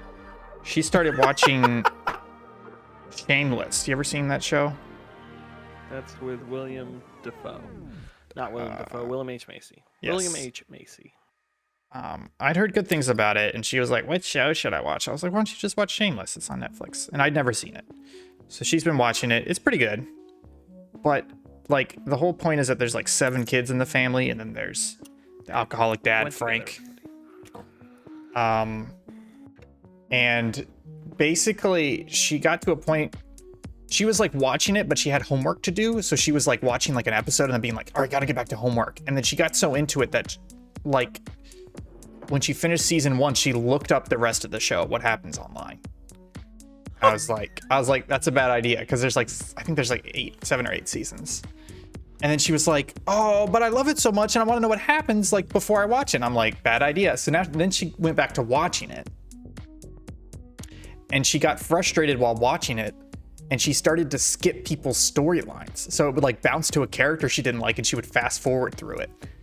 And I'm like, you can't do that. How dare you? And she's like, I don't like it, and I already know what happens anyways. I don't like that character. And then she went through like 3 seasons in like 2 days doing that, just skipping characters and stuff. And then she finally took her midterm and didn't have to study anymore. And then she was like, okay, now I can go back and actually watch it. And now she's like rewatching it, but not skipping the scenes. And I'm just like, you're a madman. It's insane. That would infuriate me. Yeah, and but it also infuriated her because I was nagging her about it, and she was just like, shut up. I'm like, okay, fine, all right. Okay, all right. It's wrong, but I am hassling you a bit too much about it. So Baron, I have a Badger Patriot airbrush. I got it on sale for like $80. It's pretty good. It's a great entry level one. It doesn't do super fine detail, but I was just getting started, so I figured it was good enough for me. And then my compressor, I think I only paid $60 for it at Harbor Freight. And so I basically, between that, in the compressor, the airbrush, the accessories, and then like some quick hose connectors, which was kind of a splurge. I think I spent like 175 to get set up.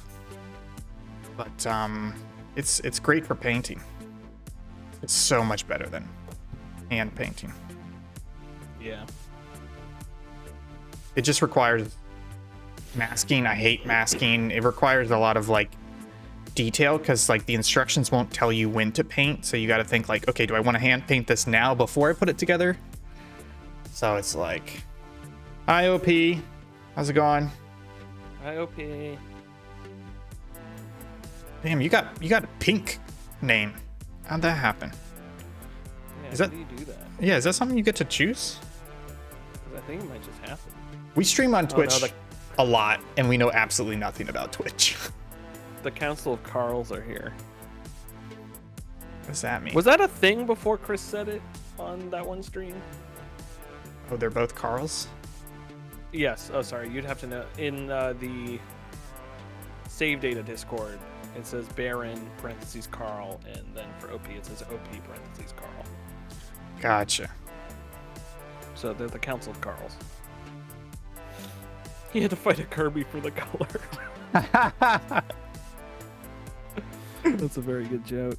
When you fight a Kirby, do you have to swallow it like the Kirby? Like a good girl. Excuse me? Ah, sorry, that's all I could think of. Man, they in the Discord yesterday. We're not that old, but it made me feel old because they were talking about Smash mains, Yeah. and people were all talking about like, yeah, I've loved. They were all like saying mains who came out in like Brawl, Like, and I'm like, oh yeah, my mains are probably Link and Captain Falcon, and I'm just like, I just stopped talking because I was like, yeah, all these people are like talking about modern Smash. Yeah. Meanwhile, I'm like, I'll play the N64 one. I still need to challenge you in Smash. Not challenge you as in beat you, but challenge as in you keep talking like you're actually good at Smash. But I like the running joke that everybody talks like they're good at Smash. And so the question is, are you actually good at Smash or not? It's true. I don't know. Yeah, I'm pretty good at Smash. I think I'm better at Mario Kart. I'm definitely better at Mario Kart than I am at Smash. Zach doesn't play Mario Kart with me because I kept winning, and he legitimately got. Hey, we should have a Mario Kart stream with Jimmy. Oh, I love Jimmy. I was gonna message you about having him back on the podcast because he has good internet now, right? Well, that's right. I am his manager. So no, just reach out to him.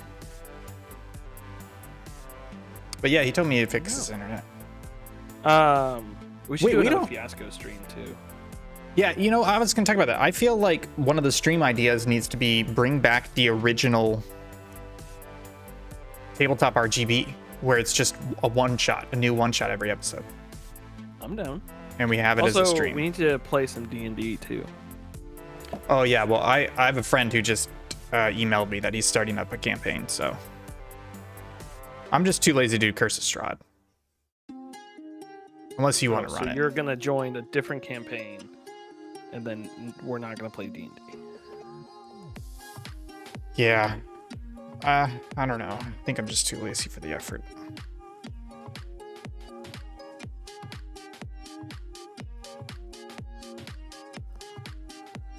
Where does this go? But I like the idea of bringing back tabletop RGB. It's basically Fiasco, but we do more systems, you know? Yeah. Yeah, I was reading through the book, Baron, and I was going to DM it, but I'm the type of DM that does way too much preparation and gets way too into it, and I just don't. I know that's not healthy for me, and so I'm like backing away from it because I don't want to get sucked into that. At least not right now. Plus, if we were going to stream it, so the other idea is that this would be a dedicated Curse of Strahd campaign, so it would be, I don't know, maybe a year-long effort. Well. That's all I hear. I wonder if we could hire a DM. I mean, I know they exist, but I wonder if the prices are worth it. I mean, I could just do it. I kind of like the idea of You've already read outsourcing the it, book though. now. Well, I didn't fully read it. I skimmed it and then I started the prep at the beginning. That's it. And come on now. I think I'm a good enough player that I would play without knowledge. Good Wow. player. Actually, you know what? A book I put on pre-order, like an idiot. No, it's like a Redwall style one. Oh. It was on itch, but there's a I forgot about that. I should send you that folder. I have about because I bought that racial injustice thing. Whoa. Oh, Injustice. Injustice. Wait, okay, wait. So you against racism. support? It's. I don't know what any of the words mean. But it had like 15 to 20 tabletop RPGs in it. Yeah. That we could definitely play.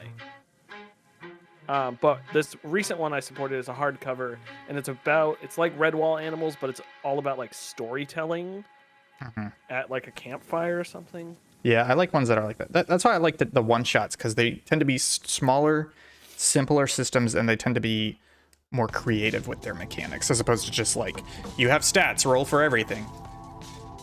You know. Oh, I need to organize all my hard drives. Nothing's in the right place. Where's tabletop games editor? Yeah, so I have, let's see here, 24.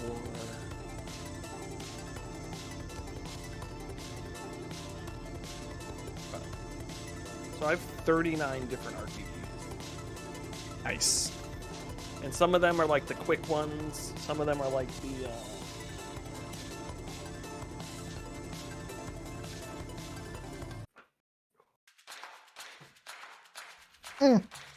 This one I printed out. Ghost Star. Ooh, yeah, that looks good. And then I have some like fiasco-sized ones that I bought at like PAX East and stuff. But yeah, these seem cool. There's a lot of these I got off itch. Some of them were free, but most of these I paid for, or that were in the bundle. Yeah, we should go through these because that'd be fun to check out.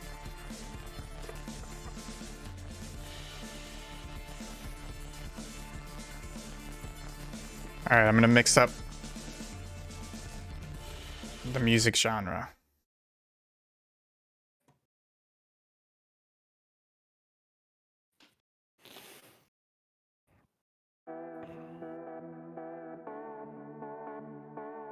A13.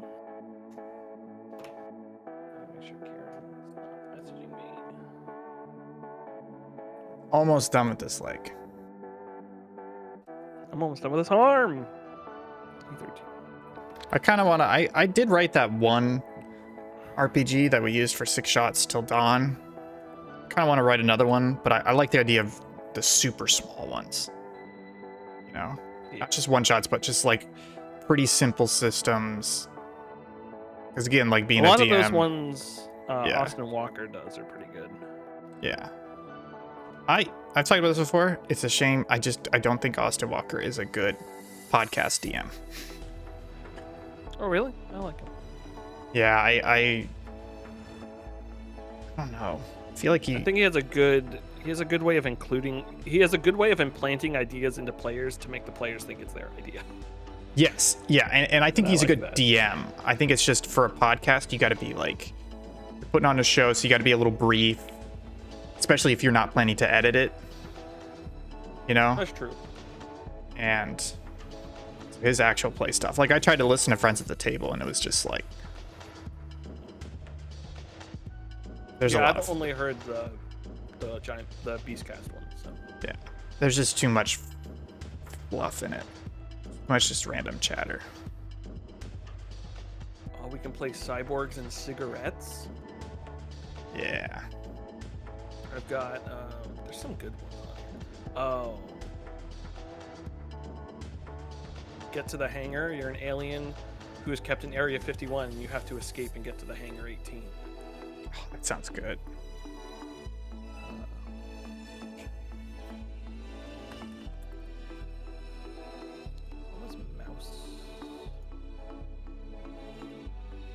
Oh yeah, this is the one I want to play. Mouse Ritter. It's a you play as a brave mouse adventurer exploring a vast and dangerous world to find treasure, bring it back to mouse settlements. It's very cute. Oh,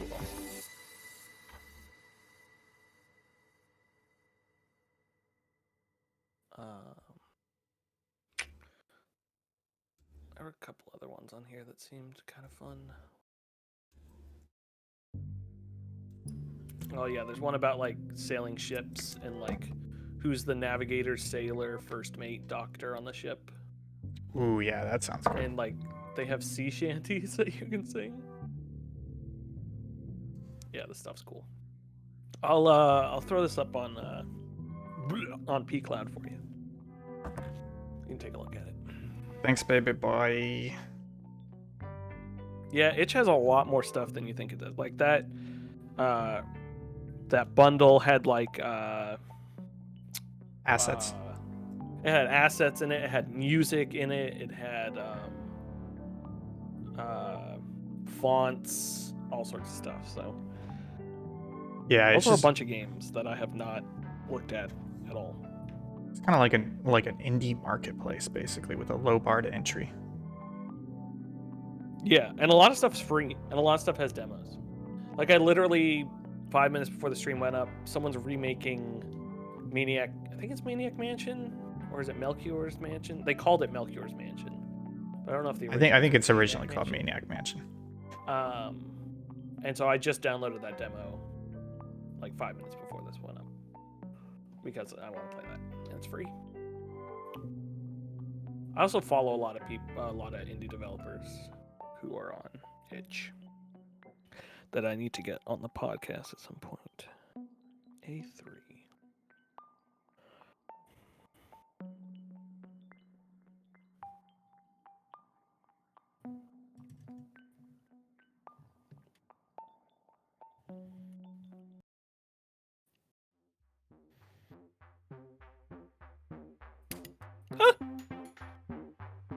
Heard that one.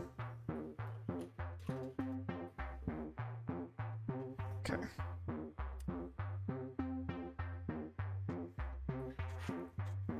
This leg is coming together, folks. On Discord yesterday, I was tempting Zach from Save Data with he called me a Kojima shill like him, so I tempted him with a Metal Gear stream. I would say you're only a Kojima show because you defend Death Stranding. Well, I also really like Metal Gear too. I defend it. Death Stranding's a good game. It's a terrible story, terrible acting, and terrible writing. Honestly, the only thing that had me interested in that game was the story. I think the world story is cool. Yes. I think the writing and the characters are poorly done. Yes, but in a way that is still very intriguing. Like, let me keep watching this because it's so Yeah, odd. yeah. It just doesn't pay off. It's just that gameplay loop was just like, I didn't like it. I didn't like the combat. No, that's fine. Like that's totally. I really enjoyed it. Is the problem? I think it's a great concept. I'm gonna put it in my category of great game mechanics ruined by AAA, where somebody takes it and they go, we gotta make this AAA. We gotta add a lot of animation and stuff on top and story on top, and it's like, no. Yeah. Focus on the gameplay mechanic and refine that first. I just think I think it got caught up in they wanted to do too much with it because I remember it came out after it came out that they didn't actually have that much money. Like it wasn't a blank check like everyone was saying, and that's mostly why the world is the way it is and stuff like that. And I think he tried to shove a bigger story into a game that couldn't handle it and had to then trim it down, and then trimming it down didn't really make sense. And he didn't. I think the person who usually worked on the Metal Gear games as like the story editor wasn't on Death Stranding. So I think it lost a lot of, like, you were getting straight Kojima crap and not edited down Kojima crap. Yeah. So I think that was an issue. And I think, and mainly the issue is they just didn't have enough I don't think they had enough money or resources to make it. Like, it came out as a glorified tech demo that everyone took to be a AAA game when it wasn't the size of a AAA game Yeah. and shouldn't have been marketed that way, but who knows. I really enjoy that gameplay loop. And I like the design. premise of that gameplay loop. It just And wasn't. it's a beautiful game. Yes, it is. OP Defend MG4. I like Metal Gear Solid 4. I played it in 2 halves, and by 2 halves I mean I played up until the last mission, and then 2 years later played the last mission. So I really don't remember it that well. I remember really enjoying it, and it was the only Metal Gear game that I beat the bosses on the first try. 1 is incredibly hard. 2 is pretty hard. 3 was the first Metal Gear game I didn't have to use a guide for. 4 I only used a guide to get back into it for that last level, and then 5 is a perfect game. Could have been a perfect game. It just isn't. Could have been. And sorry, V. Who knows when 5 comes out? What'd you say about Death Stranding? You could argue they hit their goal, which was to make a game that people talked about. Yeah, and I Yeah. think And an independent Kojima game, you know. I outside of think Metal Gear. it's a if that game came out as an early access game with none of the story in it, or like a taste of that story, I think it would have been received a lot better. Yeah.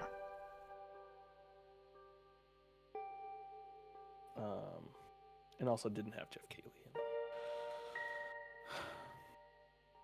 But yeah, Zach and I were talking about because he's a Kojima shell, and that got me thinking. I want to come up with a good Metal Gear stream series. Well, you could just do Don't know like what it would be. I mean, it would be tough to set this up, but you could do Metal Gear challenges. You could do a Metal Gear boss rush where you're only doing the boss fights. Oh, that's not bad. It'd be tough to set up, but you could do a you just do a like a Metal Gear chronology like we do with Server Quest, where it's just you're going through the games, you play an hour of each of them. Yeah, actually, I forget if it was Baron or OP, but they said, see if I can finish building the Metal Gear Rex in the time that it takes Zach to beat Metal Gear Solid 1. That's not a bad idea. Which isn't a bad idea. I just want to play more Metal Gear Solid 5, to be honest. The game's so good. A4, A16.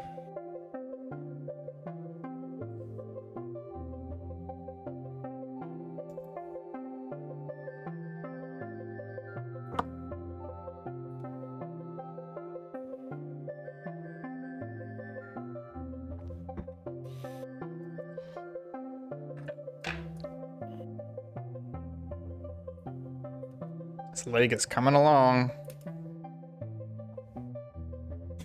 Get down to it.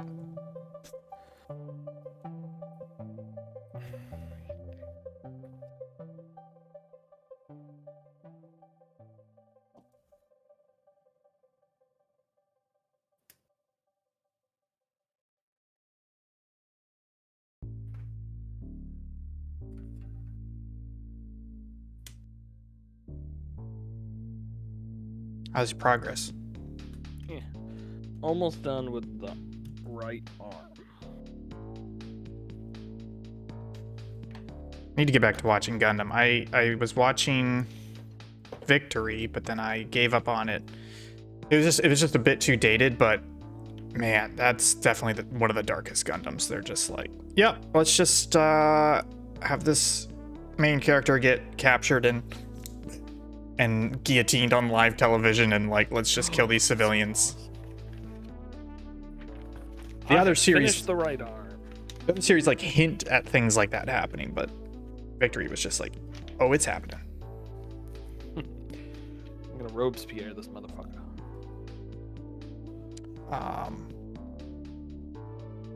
Looks good.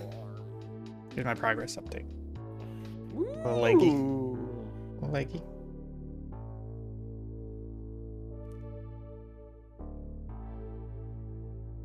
this arm's good.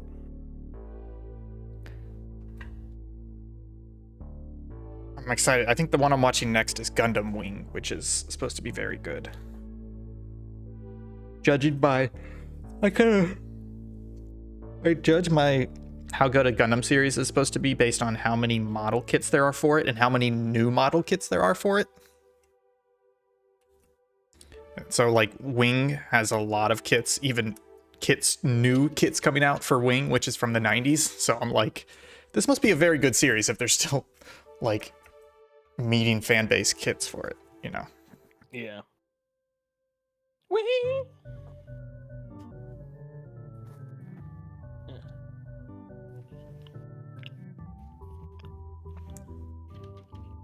Okay, time to build the left arm.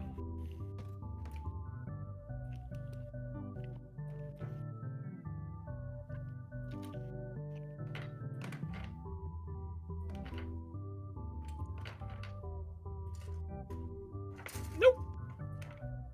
Oh, you're are you taking care of the PR prep for Star Wars? I can. Yeah. I think tomorrow is just going to be shooting and editing for me all day. Woo.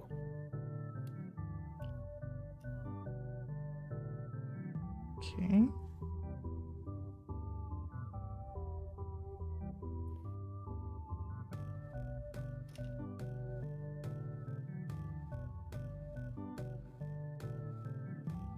There we go.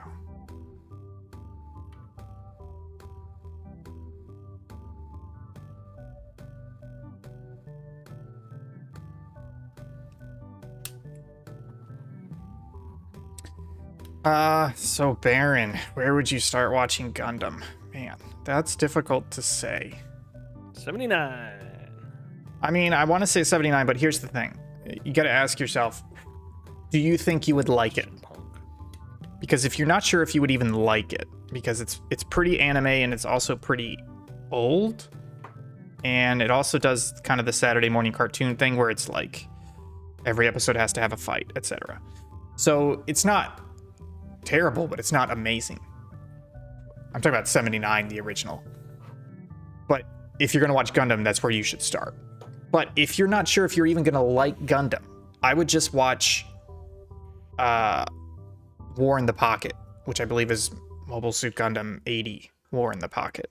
It's 6 episodes. They're 22 minutes each, so you can basically just sit down and watch it as like a 2-hour movie. 2.5 hours. And it's very good. It's arguably the best Gundam. You don't need to know anything before that other than that there's a war on and some of humanity lives in space stations. It's kind of a standalone story. It's very, very good. So if you're not sure if you're going to like Gundam at all, I would watch War in the Pocket. And then if you're still interested, go back and watch 79 and Zeta, Double Zeta, Char's Counterattack, and then from there you can kind of just watch whatever you want. I should also mention, Baron, I have never seen a Gundam show or movie or anything. Other than one episode when I was in LA almost 7 years ago. So that counts, I guess.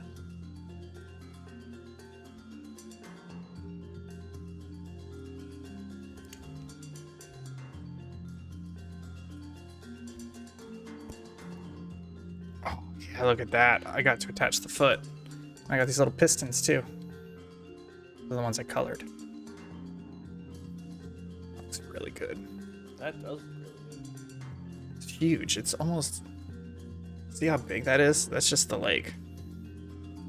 That's just a leg? Just a leg. Sweet sassafras. Yeah, look at these pistons. They're great because they actually kind of work. I've been watching, which that's the other series I need to finish before I start Gundam, is Yamato. That show, the 2012 or 13, they took all the old ones from the 70s and they condensed the stories down and then animated a whole new one. And it looks good, and it's very good, and I really enjoy it. Yeah, Baron, if you're already watching anime, then I would say just start with 79. And I would say stick around for at least the first 15 episodes, because at the beginning it can be a little weird in terms of it's just like, oh, this is just a Saturday morning cartoon type of thing. But then it starts getting really like thematically heavy, like episodes like I'm gonna say 10 to 15. It has one of my favorite Gundam episodes ever, and where you're just like, oh, things are very heavy. Child soldiers, civilians dying, things like that. So yeah, I would say if you're already used to anime, then watch 79. It's a Mobile Suit Gundam 0079. I'm kind of glad it's changed. I mean, I'm not a huge anime fan, but I'm glad it's changed in the zeitgeist where anime is like people who like anime is the circle's bigger than people who probably don't like anime. Yeah. In a sense. I will say, I'm going to be, I don't think this is racist, but I will certainly understand if people think this. Anime is not very good at storytelling in terms of like revealing information or like progressing the plot. Have you noticed that? Yeah. I think it's all Japanese media. They don't know how to tell the story very like coherently or clearly. Yeah, I agree with that. Yeah, and I don't mean just in a Hollywood sense. I just mean like knowing what's going on and people having normal reactions and scenes flowing one to the other. A lot of Japanese media, even like the great stuff, is like Gundam or Evangelion, etc. It's just like, I think I'm kind of following, but they're not really doing a good job of telling this story. Hey, why are these giant naked people attacking a walled city? What's... And then characters just doing weird things, and you're like, why did you do that? I need to, Karen and I need to finish watching Castlevania. That was really good. Well, season 4 is about to come out. Yeah. Final season. I watched season 3, but I kind of stopped halfway through. Nothing against the series. I think I was just done with something about the cadence they were doing. I was just like, I think I'm good. I think we watched season 1. I can't remember if we finished season 2. It's good though. Real good. Yeah. Castlevania is another one of those series that I am weirdly obsessed with, that I really like, but haven't played a lot of it. Yeah.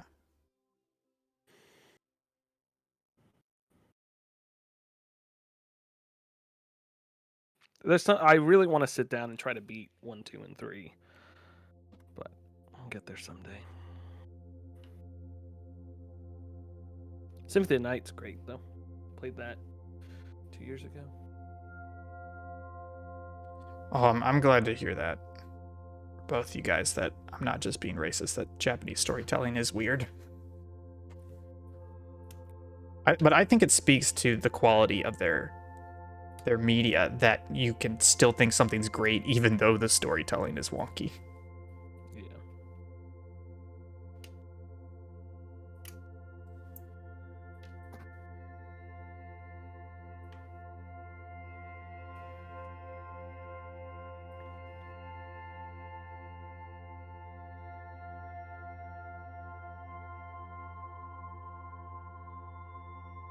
Where is this going? Going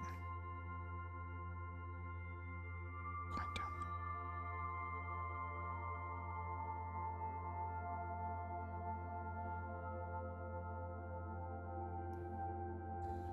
there. Okay.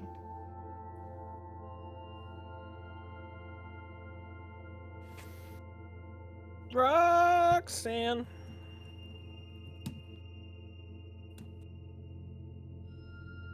You don't have to put on that dress tonight.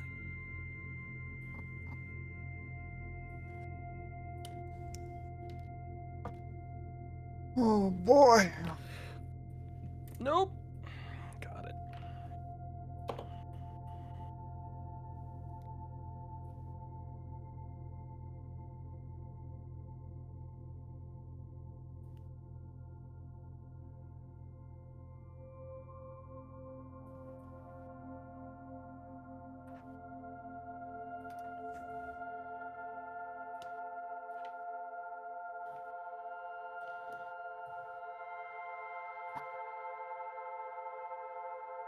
I love white parts because it's so easy to hide the blemishes from the cutting. Just the best. Yeah. Oh, that's another great thing about airbrushing is that you just don't really need to sand. You're just gonna cover it all up with paint. As long as it looks flat, then you're good to go.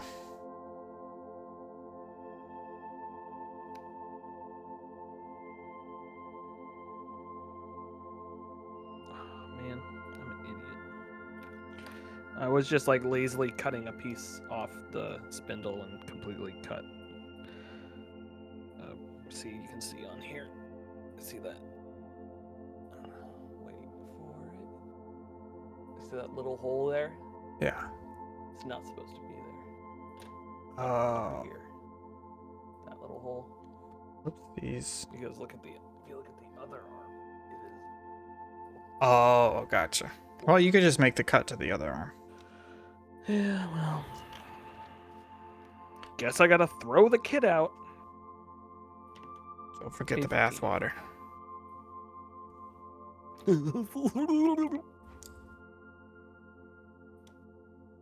This is...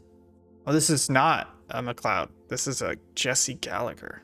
Definitely sounds like one.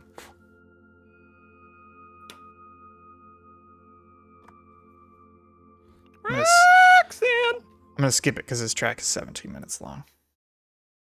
You know what else is 17 minutes long?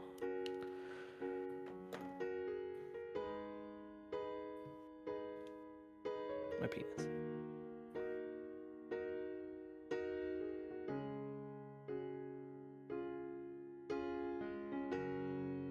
Look into your heart. I think next time I am gonna do a chest Gunpla camera because I think that's the best way to see it when I like choke up on these parts. You know what I mean? Look at my swole boy. Damn, he's buff. Oh, swole boy.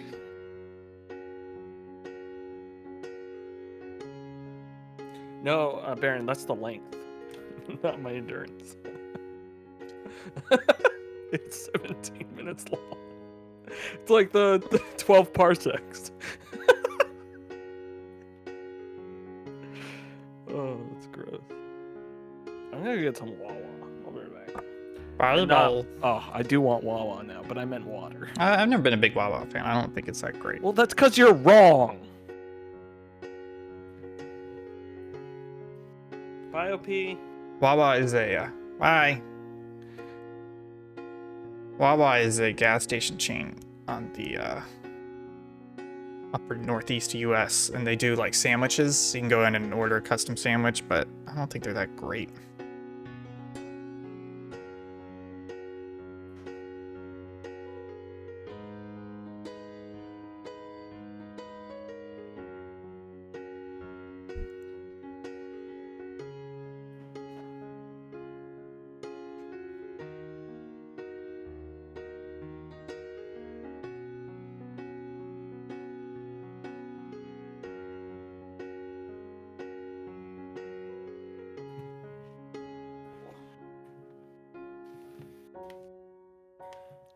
I was half tempted to break out a beer. Oh, I'm gonna start drinking after I get Chick-fil-A.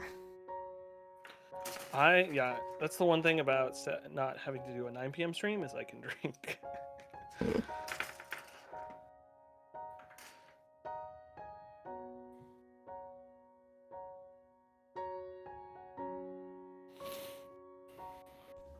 Okay, 2 arms down. Time to do the right leg, not the wrong one.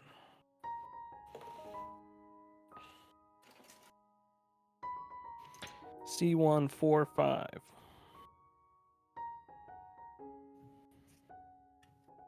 Okay.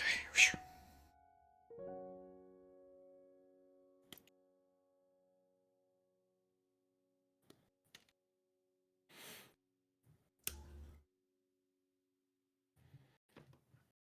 I was trying to figure out the last local chat too had a ad suitability warning on it that I requested review for because I have no idea what it was for. I was like, did I put something in the description?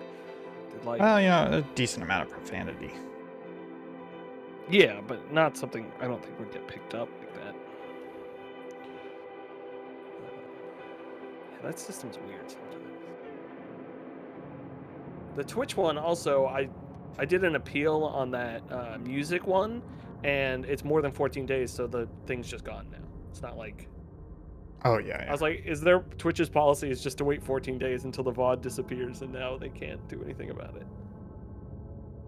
I was like, what the heck?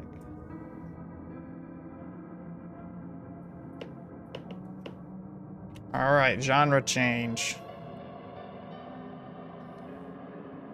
Let's get some.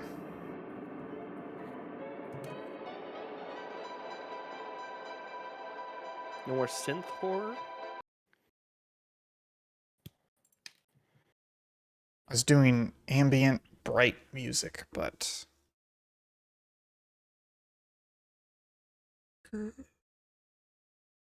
let's go to pop.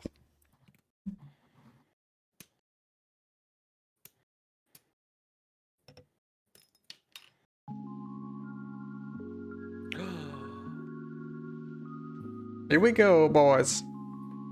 Is this? This is Blue Dream by Cheel. Yeah, this is the one I use for every short I make. Oh, really? Yeah, it's good, and it tends to usually drop right when the subpixel thing pops up.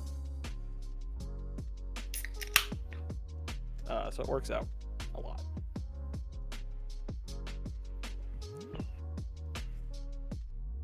Also, lo-fi chill stuff is really easy to edit to. Yes.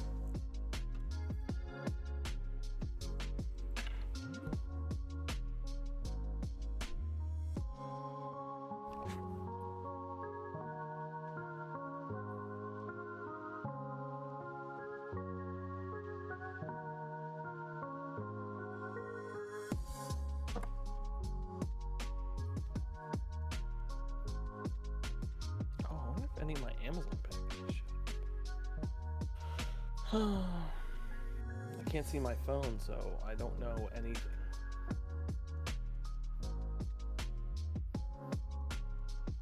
Oh, my packages got delivered. I'll have to go get those before they're stolen.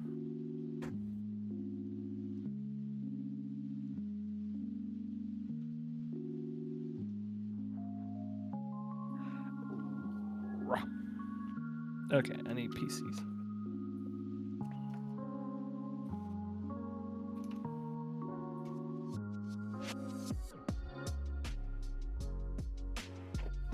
Yeah, I love synthwave and retrowave. I went through a big multi-year vaporwave period. Vaporwave and God,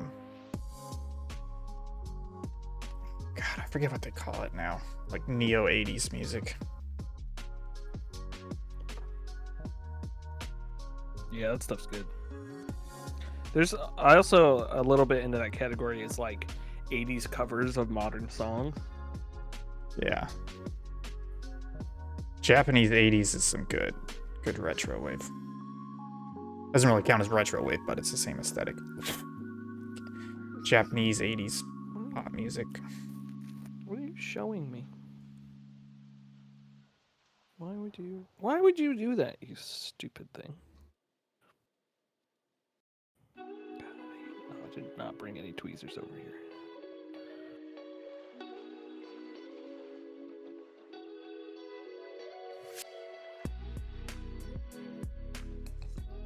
Yeah, there's some good stuff on that audio library. It's funny, there's some some of the guys on one of my lo-fi beat playlists that I made on Spotify are on, some of their early stuff is on audio library. Oh, really? The other thing about the Dune movie is it's the movie they're making is not the entirety of the first book. Pretty sure they've said that multiple times. As far as I know, the second movie has not been greenlit. So does that mean, like, the strong assumption is that they're just gonna cut the end of the first movie after the Duke dies and he has to escape into the desert? No, not that early. Well, where else would you cut it? I mean, but they've shown scenes of him meeting what's-her-face. Johnny? Yeah, that's and true. They don't meet till way after. But then where do you cut it? Halfway through that? That's what I'm saying is... I feel like you would cut it after the first time he rides a worm. But then, okay, so right. So you And get then out of they the say movie... they're going to the city, and that's where they... The time gap. There's that time gap. That's definitely where they cut it, right? Yeah, but then the problem is, like, think about it. You watch the first movie, right? And you go, I think I'm kind of interested in this, but it kind of ended, like, in the middle of the story, right? Like, he's trying to get redemption, but he doesn't get there. You know, and then the studio hasn't even greenlit the second movie, so you're just like, I hope they make a second movie, otherwise this is just going to be a movie that's probably not going to do well enough to warrant a second movie, and it's just going to be hanging out there in the wind. I could see them cutting it when the planetary guy dies and they have to escape. Like that whole sequence. Yeah. And I don't blame him for cutting it in two. I just... But is that confirmed? I'm going to look it up. That's the other thing we need to know. B1.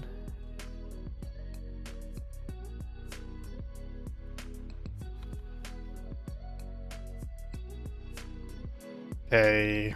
Got an article from...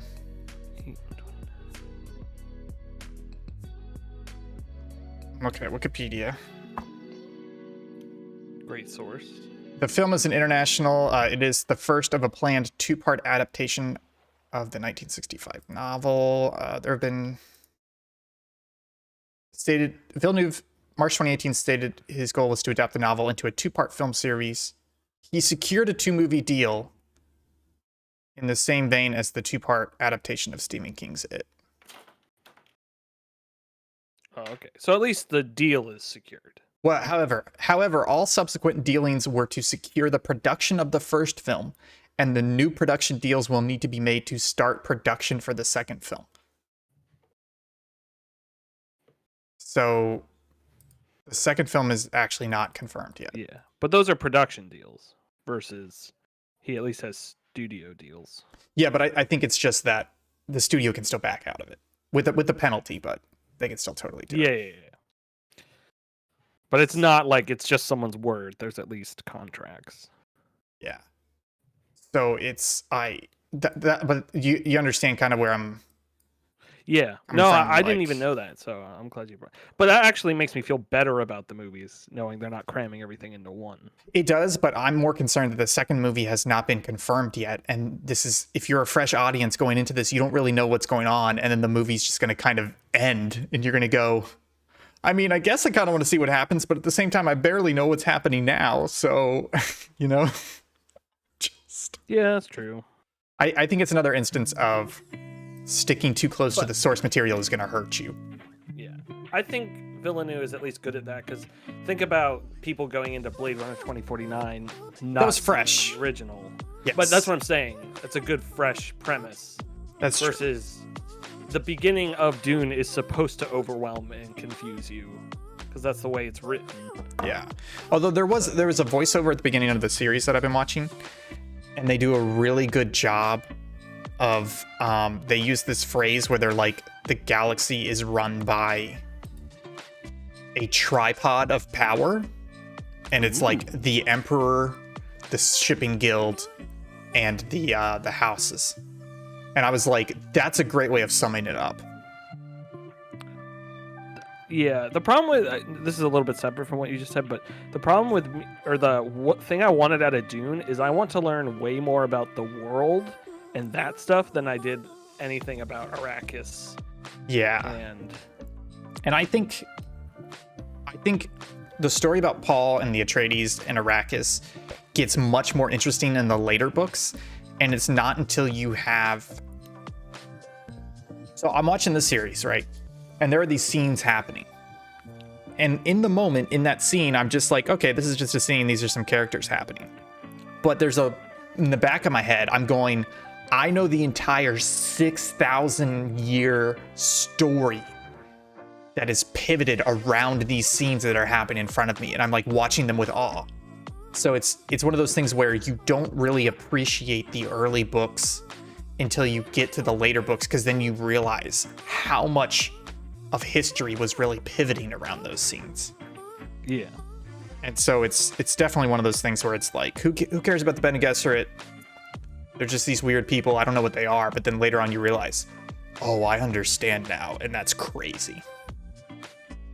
And so it's just like, if you try and make the movie the same as the books, you're not going to have that type of runway to get, you know.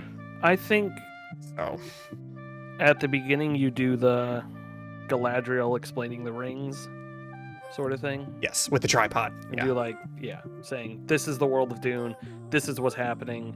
And I think maybe briefly, like, this is the current relationship of the Atreides with everyone else. and this is who the Bene Gesserit are. They have Yeah. mysterious powers. They have other memory. Like, I can see that happening. Yes, and I think if that's well That done, was the that would nice work. thing. Not to interrupt, but the copy of Dune I have has a glossary at the back. Oh, that is nice. So anytime there was like a word, I would go look back there. Sometimes it wasn't there, but most of the time it was like, oh, this is the Ben Gesserit, or this is blah, blah, blah. This is this, Yeah. or like Muad'Dib means this. Yeah. Sort of thing. So Yeah, that was helpful. I think it's that. I think it's replacing a lot of early scenes in the book. Like every adaptation I've seen has like the scene in the training room where it's Gurney Halleck and Paul, and they're like doing the duel with the shield, and it's like explaining the shield, but it doesn't do a great job in a movie or TV show to do the explanation of that. So like I think that scene needs to be replaced with something else,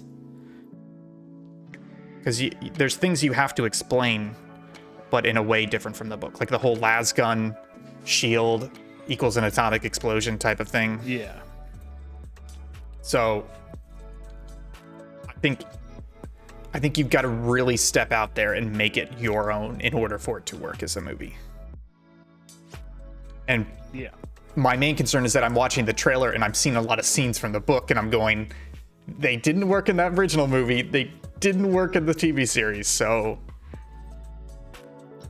it's going to be great to watch it as a Dune fan, but I'm worried about the franchise because as non-Dune fans, it's like, are you going to enjoy this?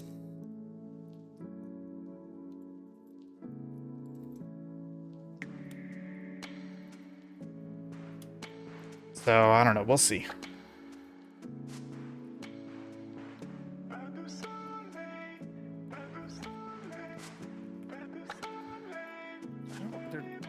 Someone's building something in the alley next door to me.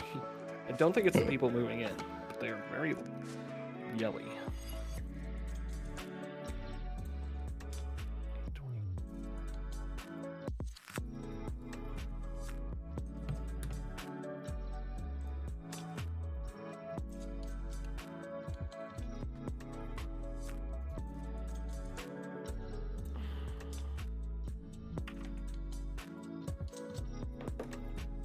Oh, I don't know why my nose is so itchy.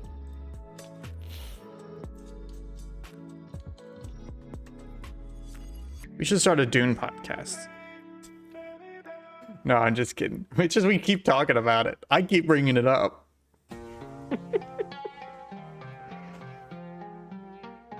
That was like when I was talking to Zach about Metal Gear yesterday. He's like, "Oh, we should just start a Metal Gear news YouTube channel." He's like Elden Ring. I was like, "Yeah, but first of all, nobody knows anything about Elden Ring, and there's mystique to bring people in, and also You could nobody do. needs news about Metal Gear." Have you heard of the podcast?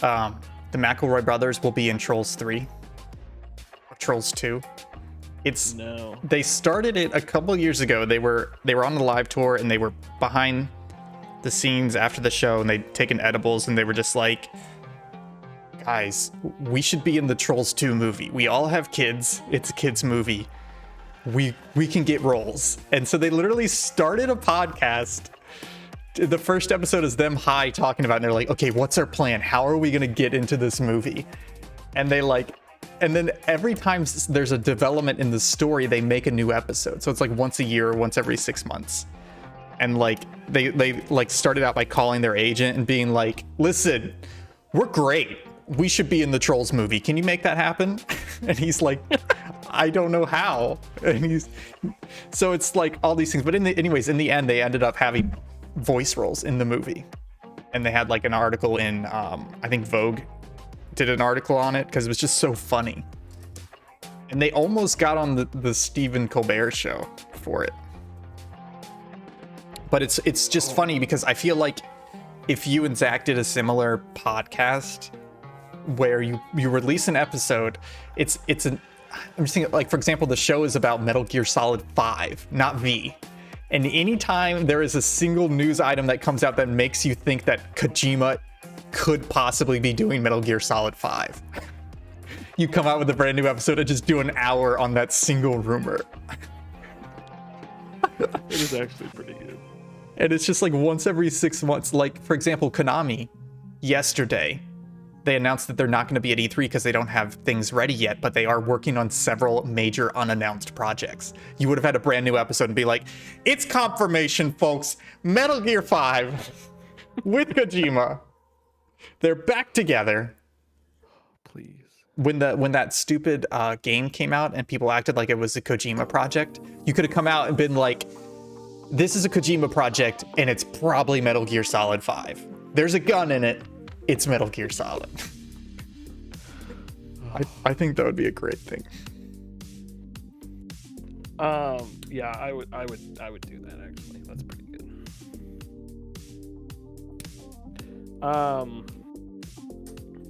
Fudge. I just realized, so you know how sometimes for the multiple like legs and stuff they have the B1 and the B2. Yeah. I just pulled all of the parts for the first one off of the B2 instead of the B1, but that shouldn't matter too much. Well, hopefully. If it's labeled B1 and B2, then I would be worried. As opposed to two Bs. No, it's labeled B1 and B2, but you know how it's just a it's just a reproduction of the left side pieces for the right side. But they're not reflected, so it doesn't matter. Gotcha.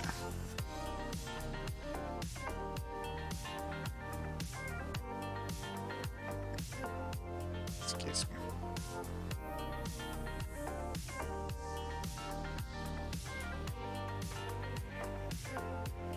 I like this song. Yeah, it's good. This is Know Myself by Patricios. Oh, I have a bunch of his songs. He's good. One of his is in the Iceland thing.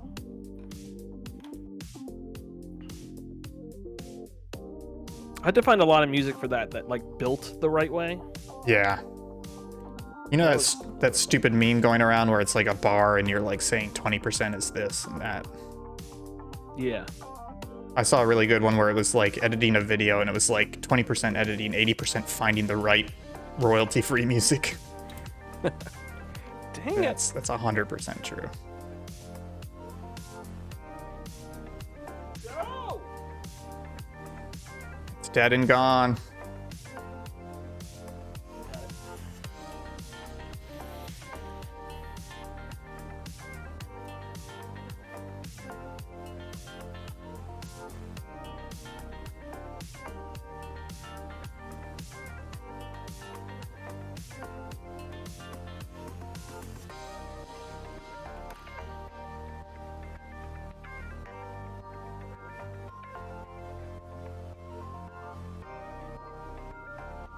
Okay. Whew.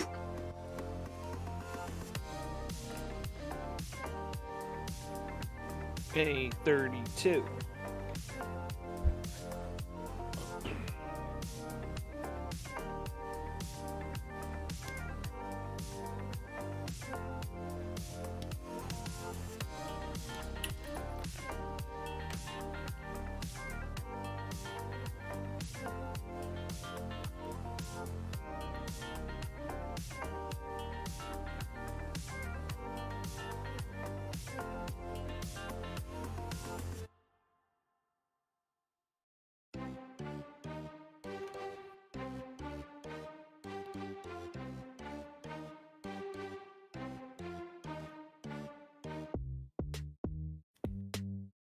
Yo.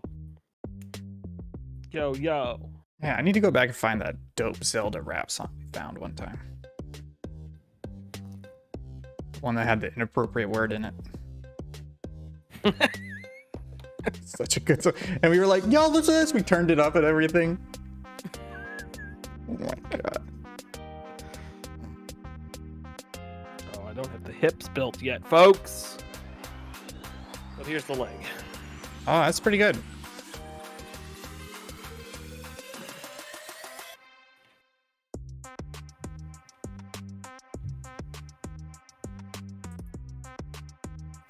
Oh. Take a break. Whoops. Breaky break. Missed a spot. I think, honestly, I think we may call it in a couple minutes. What do you think? Oh yeah, it has been 2 hours. Yeah, and I'm almost done with this leg. Yeah, that's fine with me. I can pause here. Or not pause here, but I can just pick this up after the stream. Yeah, hungry. Yeah, I'm just finishing out the weathering on this. I think Karen is going to be home soon with groceries. Well, yeah, I gotta go grocery shopping. Probably tomorrow. I gotta get snacks for... I'm gonna bring a bunch of snacks for Monday. Oh, hot boy. I keep forgetting that's Monday. I'm really looking forward to that. I'm going to get there nice and early, get everything set up. What time are we Oh, the starting? N64. Do you want me to throw... We'll throw that through the OSSC? No, I'm bringing the Eon 64. Oh, right. So do I... What am I bringing the OSSC for? Nothing? The Xbox. That's right, and you have component cables for the Xbox. So those go into the OSSC. Yeah. Do you have an HDMI for the Xbox? No. Okay. Because I just heard the OSSC doesn't add a lot for that gen. Oh, no, if I had... I mean, I wonder how much they are. No, I could just bring the OSSC. I just want to see how much. Just one of those things where you... Because I don't get a have lot the from it. HDMI for the N64, but it's the... Yeah, I've got the good one. I there- actually want to compare them and see what they look like. Because they had a sale at GameStop where I got that plus that Pikachu N64 for $150 shipped, which is crazy. Because that Pikachu is like a limited edition one. Yeah, Xbox Original is one of the few consoles that is not emulated super well. Yeah. Because most of the games you'd want to play are available backwards compatible or are on the PlayStation 2. I remember right now, I did some research, and I think the good HDMI cable for the Xbox is like $50. Which is not bad, but it's too much compared to OSSC. The one I have like a raw HTML page of where you can order like an Xbox cable. Yeah, I think that's where I found it too. It's like custom made, but I think there's a backlist. There's a wait list of like 200 people for it. It's crazy.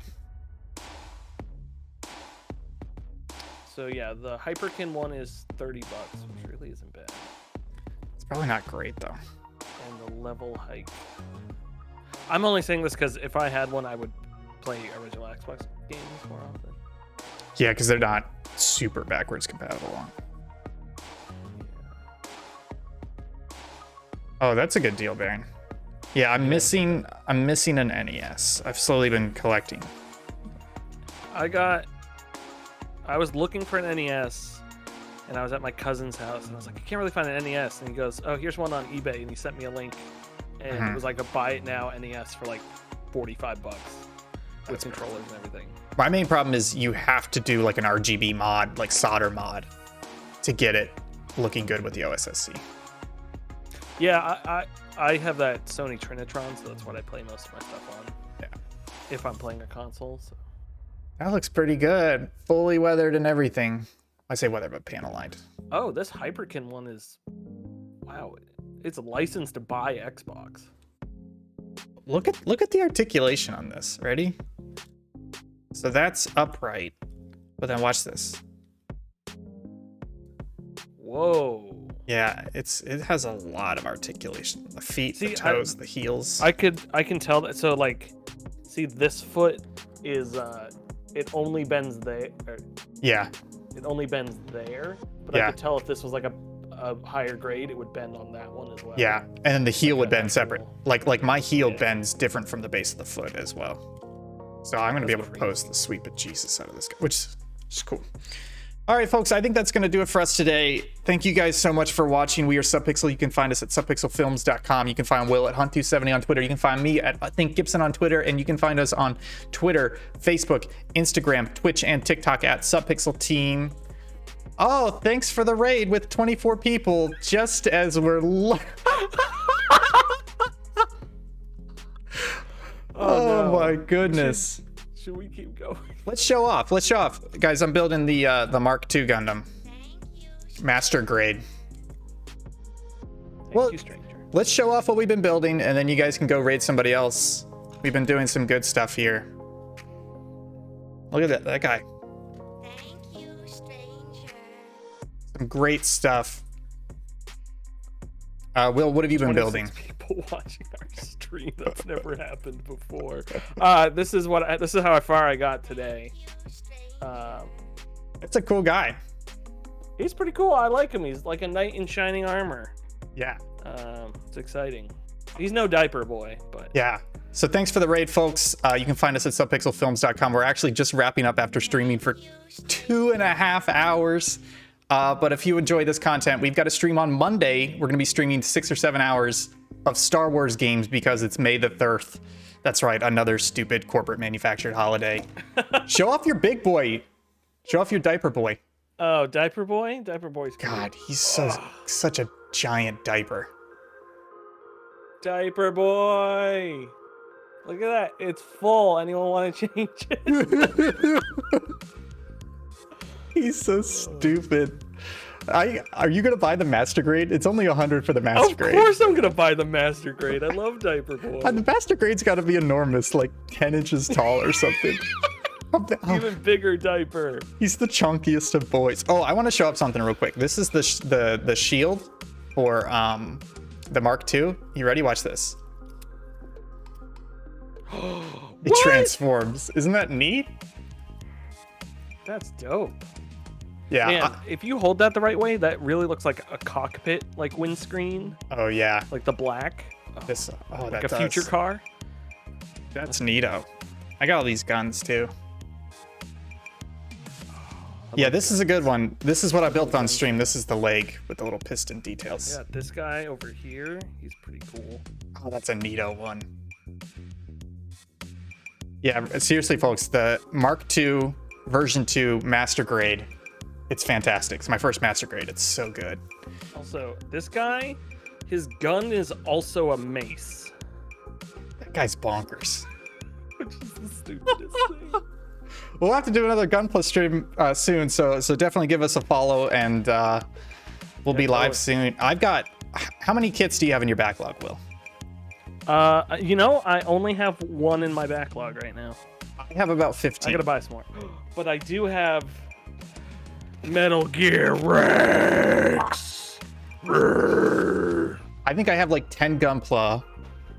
I bought 4 Leos. I bought the normal Leo. There's like a space Leo, a flight Leo, and then a Leo weapon set. The kit is just to build weapons for your other Leos. And then I think I have like 4 or 5. I don't want to call them normal models, but like ships and tanks and stuff.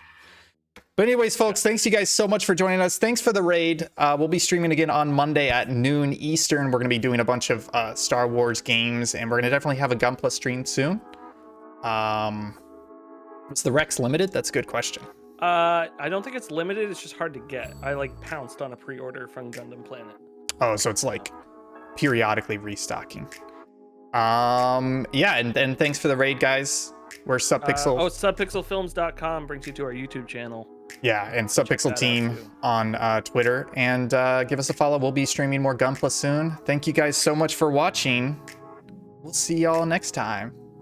Bye. I gotta hit the button. Bye.